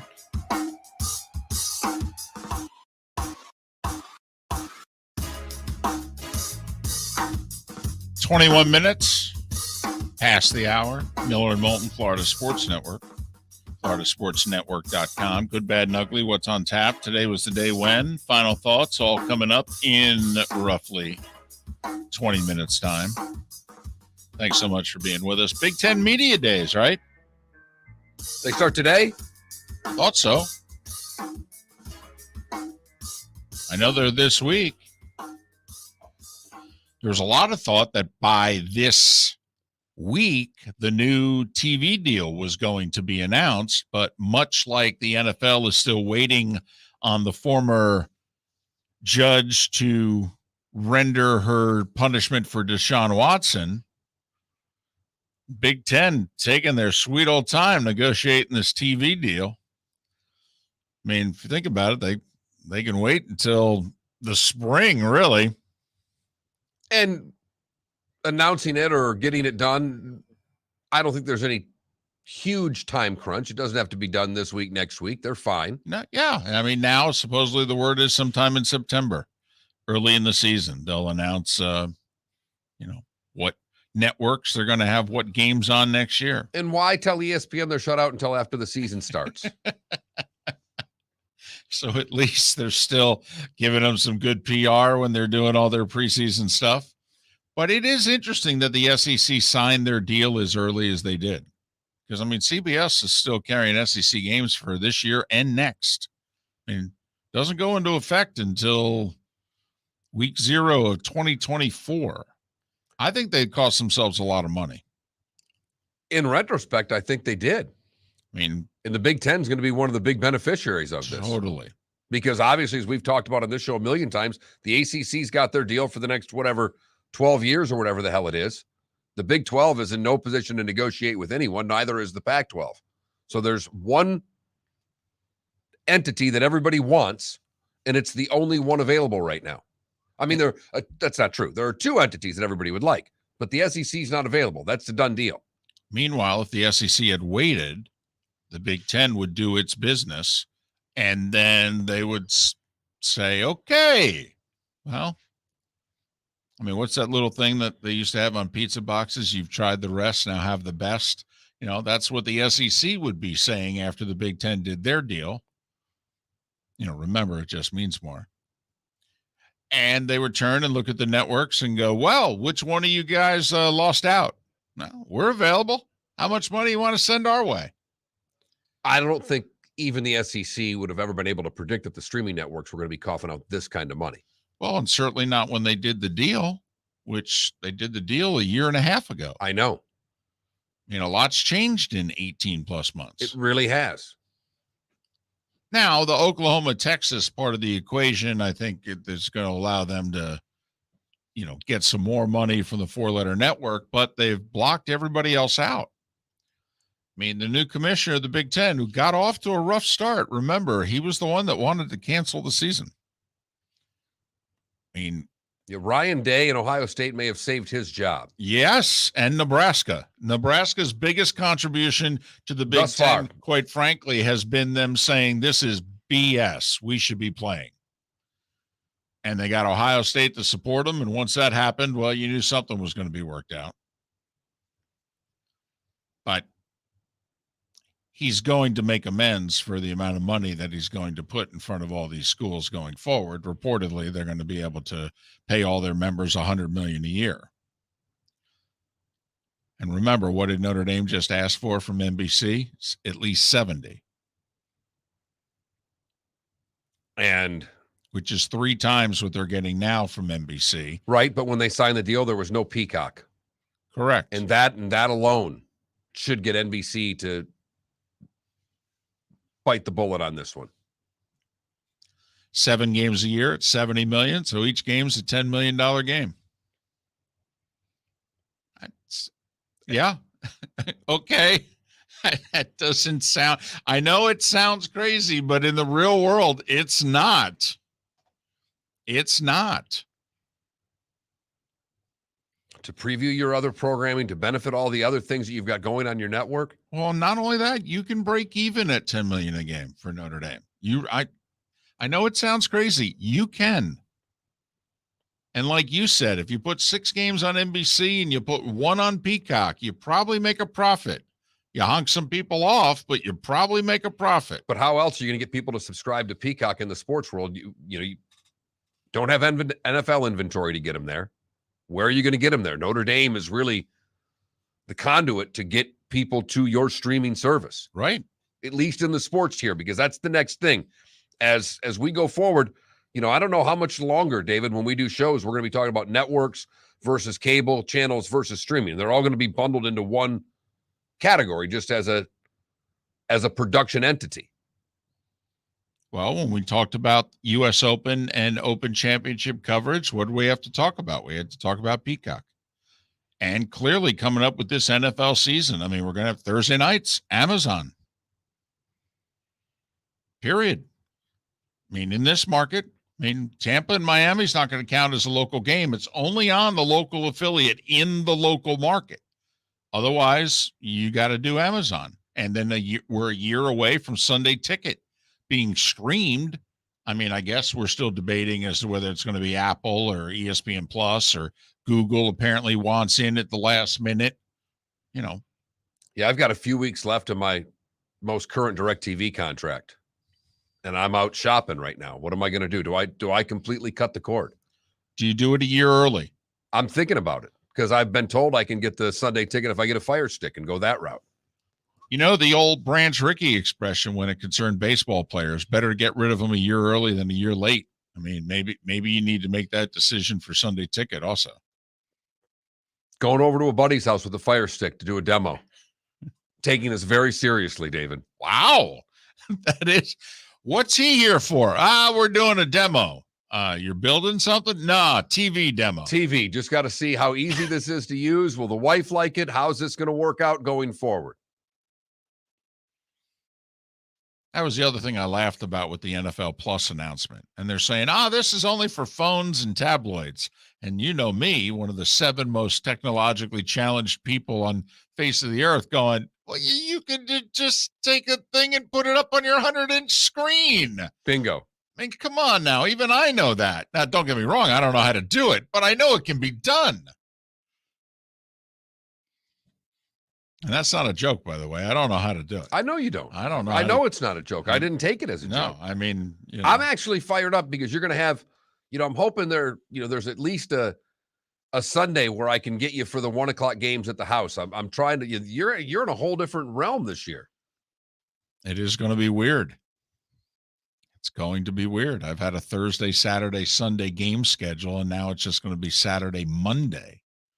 So yeah, it's going to be more relaxed.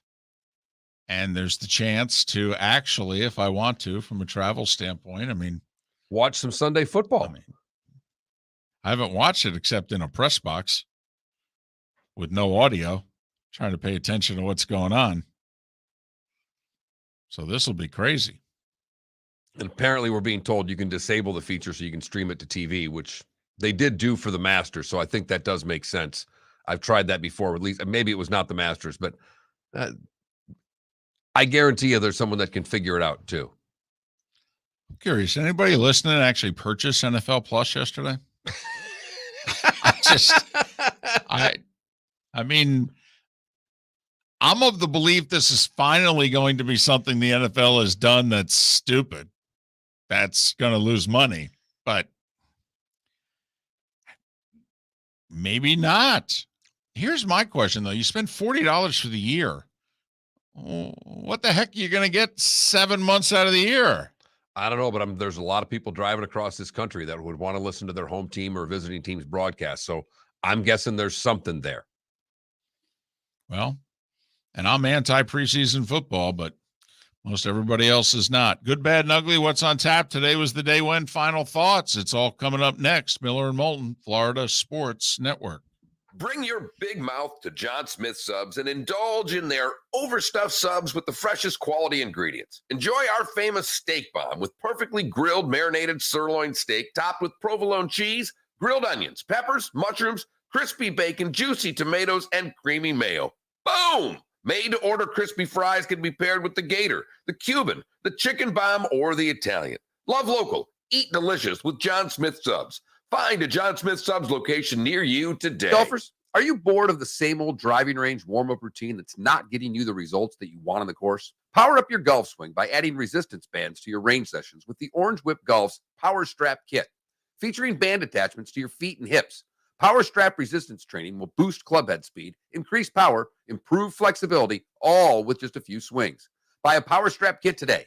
Go to orangewhipgolf.com and use code Miller10 to receive an additional 10% off the already great price of $119. David Moulton for Napa, Napa Auto Parts, and Napa Filters. Insist on Napa filters for your vehicles, or if you're a do-it-yourselfer, only buy Napa filters. Napa has a filter for almost anything on earth that moves, whether it's motorcycles, foreign and domestic cars, vans, SUVs, earth-moving equipment. You get the idea. Napa Auto Parts, Napa filters. Insist on them for your vehicles, or if you're do-it-yourselfer, only buy Napa filters. Mark Miller for SWFL Golf Carts, or online, flgolfcarts.com. If you're looking for a golf cart, an e-bike, or an e-motorcycle, go visit Alex and the gang at SWFL Golf Carts. flgolfcarts.com online. Check out their whole inventory. If you're looking for a custom cart, they can take care of you. 2-seater, 4-seater, 6-seater, they've got you covered. E-bikes, nobody better for value and service. E-motorcycles, check them out. Again, flgolfcarts.com. flgolfcarts.com. You were listening to Miller and Moulton on the Florida Sports Network.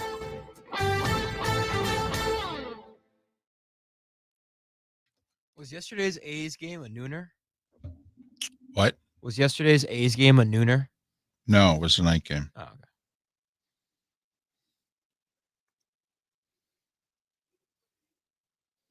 Big Ten Media Days is underway.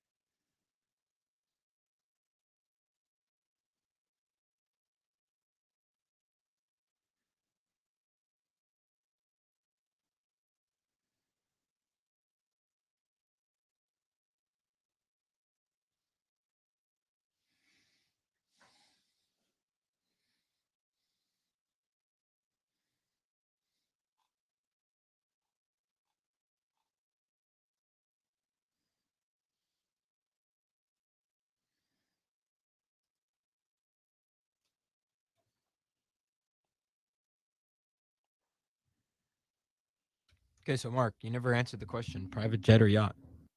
Yacht.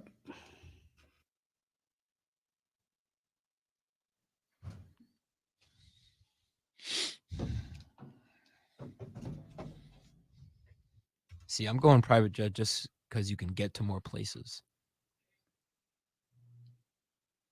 I can jet to where there's lots, but I can't yacht to where there's mountains.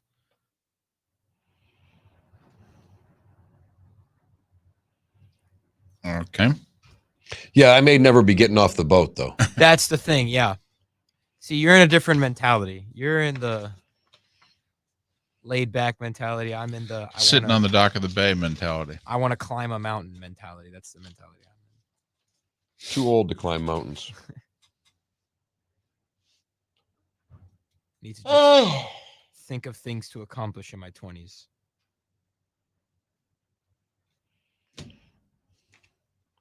Being the best producer I can be.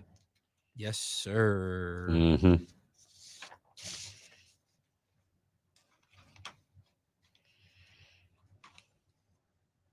A lot of Johnny Bench today, David. Oh, wow. Okay.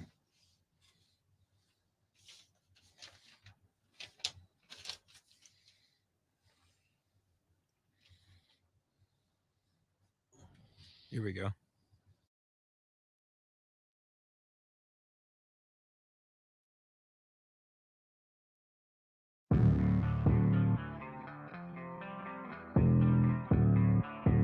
Thanks for listening. And now, more of Miller and Moulton on the Florida Sports Network.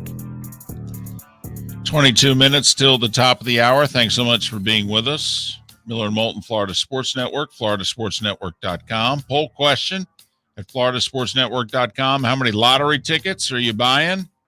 With Mega Millions at over 800 million. Got 4 choices. You got Zip, Zilch, Nada. You got like 1 to 4. You got 5 to 10 or 10 or more. And I'm D. I'm currently at C, but I'm going to be D. Probably within the next hour.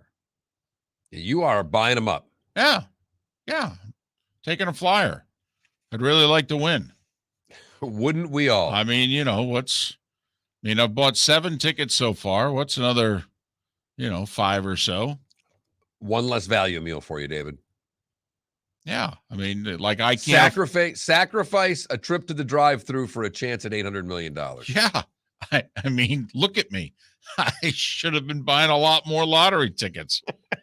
It's a quick wrap up of what took place last night. Rays announced Kevin Kiermaier, Mike Zunino out for the rest of the year. Zunino, of course, the pride of Southwest Florida, an all-star a year ago. He's got to have left thoracic outlet shoulder surgery. Fortunately for him, that's not his throwing shoulder. But Kiermaier and Zunino, whose contracts expire at the end of this year, maybe they've played their last game for the Rays, both the Rays and Marlins, losers yesterday. Subway Series begins tonight, Mets and Yankees. LIV Golf, if you're paying attention, they're going to play 14 events next year. They're only playing 8 this year. And those that play are going to have to play all 14 events, the 48 golfers. But, Mark, they're going to have relegation. And where are they relegating you to? The Asian Tour? Well, yeah, basically. I mean, there's nowhere else that they have any status. Right. If the World Tour and PGA Tour won't take you, then yes. But you can also, there's a tour in Australia. There's a tour in South Africa. I mean, there are other places for you to play. Talk about your pay cuts. Yeah. What is interesting, though, Sergio Garcia, after angrily declaring after the Open Championship he was going to quit the DP World Tour, Mark, John Rahm has reached out to him and said, hey, hold on a second. We might be able to work something out. And Sergio's apparently met with the guy running the DP World Tour. And Sergio has said, listen, I'd like to play the European Tour. I would. And I got 6 other guys here who would like to do it too. Whatever the minimum number of tournaments that you have is, we'd all commit to it. And apparently the European Ryder Cup and the DP World Tour and Sergio are at least talking. Will there finally be a crack between one of these tours and the Live Golf Tour that allows these guys to play on multiple tours? Would be, the PGA is just stewing about the thought of this. I understand, but Mark, you and I have wondered for a few weeks now, if you're the DP World Tour, how in the world could you not welcome back all these European golfers between the ages of 42 and 46 who have been Ryder Cup stalwarts for a generation. I mean, think about it. You get the best of both worlds. They bring their name recognition to your tour, and yet your young guys on the tour probably beat them. Which Hey, then I was stunned elevates that them. Ian Poulter got booed at the British. I know. That the fan That's reaction over there for a guy taking some cash after all he's done for that tour, for the Ryder Cup teams in Europe. I was absolutely stunned that they booed him. Yeah, he wasn't very happy about it either. Danny Amendola retired yesterday, 13 years in the NFL, won a couple Super Bowls with the Patriots. Time now for It's time for someone to take back this segment, if for no other reason than to stop David from talking about Meghan and Harry. Here's Mark Miller with Today Was the Day When. All right, David, a lot of things here that I think you will enjoy. The very first one is one of them. Today in 1775, the U.S. Continental Congress creates the United States Post Office. Right. Think about that. A year before we become a country, we create the post office. We started charging too much for stamps. Unbelievable. It's up to 60 cents. Should be $1. We've said that for years. Just make it $1 and start paying your bills, right? Takes us to 1917, where J. Edgar Hoover gets a job in the U.S. Department of Justice. No word on what he wore to the job interview.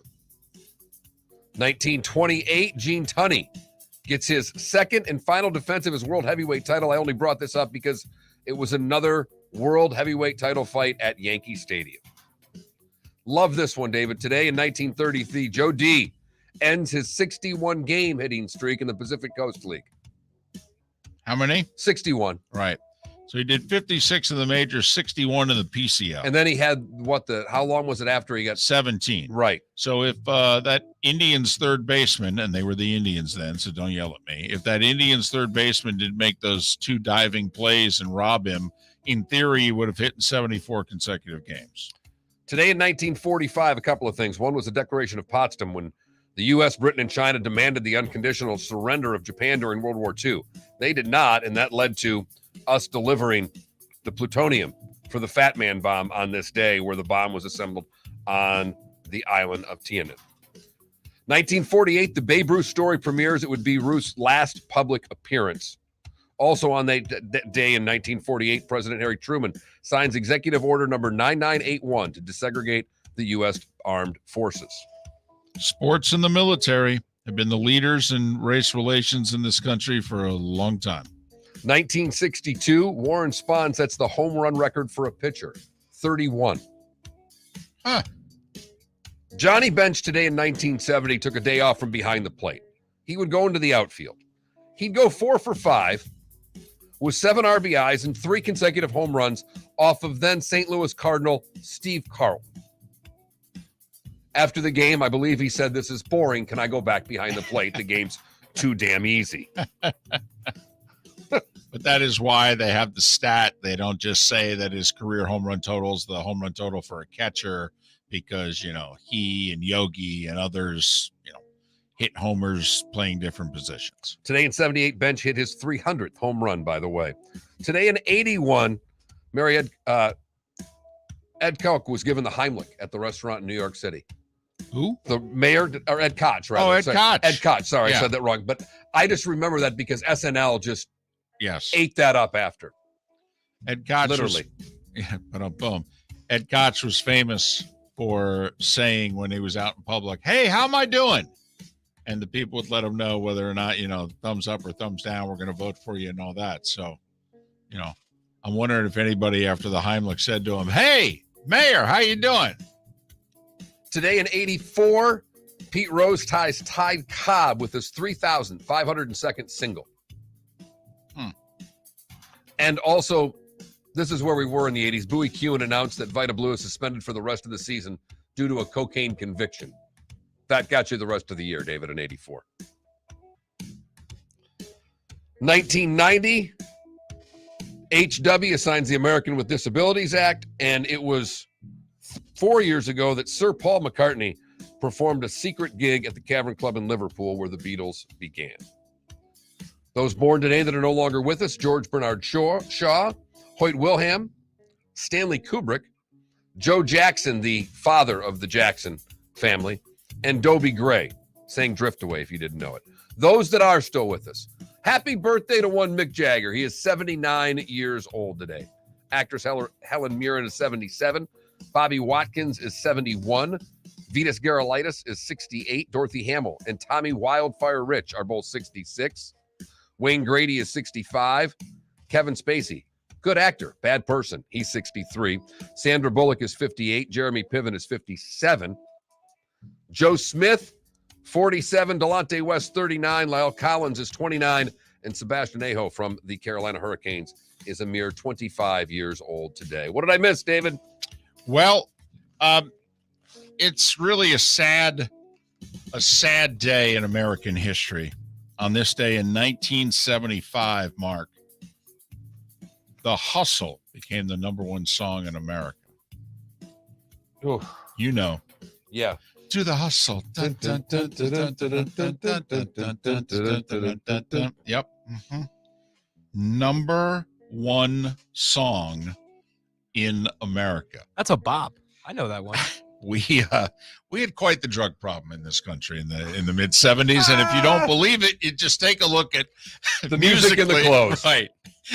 As to really what was going on in this country, I really think it spoke volumes. And I screwed up. Vitas Gerulaitis had passed away years ago. I just missed that on the sheet, so it would have been his birthday. Well, I hope I didn't mess up any of his family today. 68, right? I think you said. Well, Sweetness would have been 68 yesterday, which you had mentioned. I mean, yeah. Hey, a year ago, Luka Doncic made his Olympic debut, 48, 11, and 5 in an 18-point victory over Argentina. He went a day yesterday. He had nothing. It was too good to last, Mark.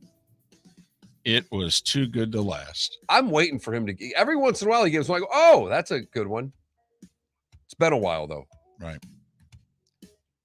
You've heard folks elsewhere mock Florida is gonna Florida. Well, Mark Miller sees it differently. He calls it the good, the bad, and the ugly. What you got, Mark? For the good today, we go to Texas, where the gentleman bought a painting for $125 at a thrift store. He's now donating it to a museum because it's found to be an original of a Georgia artist by the name of Keith Bankston. What I thought was cool about it is that he goes, I don't care what it's worth, even if it's worth substantially more. I've always had the inclination I wanted to donate it. So he's donating it to the Tubman Museum in Macon. Very cool. For the bad, we go to the Keys, where two jackasses have been arrested after they tried to steal a key deer. Monroe County Sheriff's Office officer stopped the car at mile marker 56 after it was failing to stay in its lane at around 2 a.m. They soon realized that a key deer was placed inside the vehicle and was resting on a cooler and lawn chairs. The men said they hit the deer with the vehicle and thought it was dead. After realizing it was alive, they decided to drive it to Miami to a veterinarian for treatment.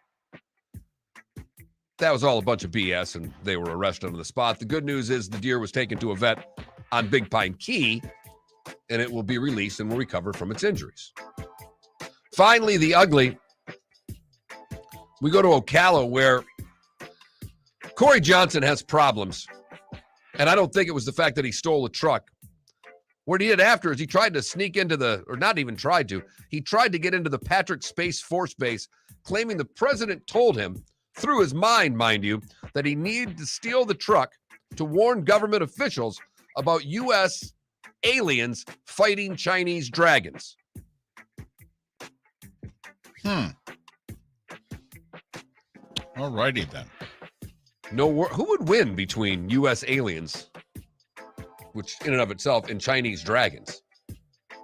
I'm going to go dragons.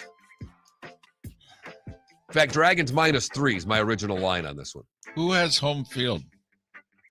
That is the good, the bad, and the ugly on today, July the 26th, 2022. Everybody's in action in Major League Baseball. One afternoon game. Cubs, who have won 5 in a row and yet are still behind the Pirates in the standings, host Pittsburgh. Marlins, game 2 of their 4-gamer in Cincinnati. Rays, game 2 of their series in Baltimore. Orioles at 500, just 4 behind the Rays in the standings. Subway Series, first interleague game between the Yankees and Mets tonight. It's on TBS if you're interested, a little after 7 o'clock.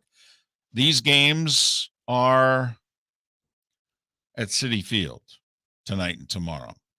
Then they'll play 2 games, I think, next week or what have you. Or no, I think it's in September, because I think they have game on September 11th in New York. But anyway. These 2-2 are silly. I don't know why divisional teams need to play each other so much.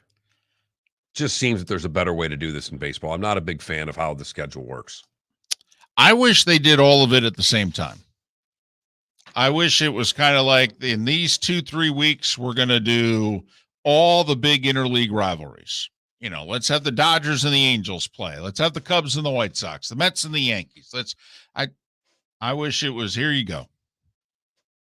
Let the fan like really know. Oh yeah, this is the interleague block or whatever the case may be. And then make your plans accordingly. Well, and you've always said that when they go to 32, you'd like to see all the interleague take place right after the All-Star break. Yes. Well, you know me, I would split the season in half. And so I'd have 3 weeks at least, if not 4 weeks, leading up to the first half title and playoff spots. And then I would come out of the All-Star break with 2 weeks of interleague. But even if that didn't go to your half season, would you I'd still think that's a great idea to come out of the All-Star break with a bunch of, just keep people fired up. Yep. Give them some rivalries they don't normally get and try to keep the momentum after the All-Star game going forward. Yeah. And I'd start it Friday. And it's 3-game series. And it gets you right through to almost till the trade deadline, which would be a good thing also for teams to see the other league before that. Braves are in Philadelphia.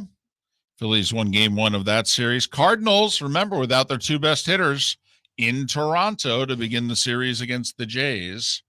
That is tonight. Has interleague play jumped the shark for you? Yeah.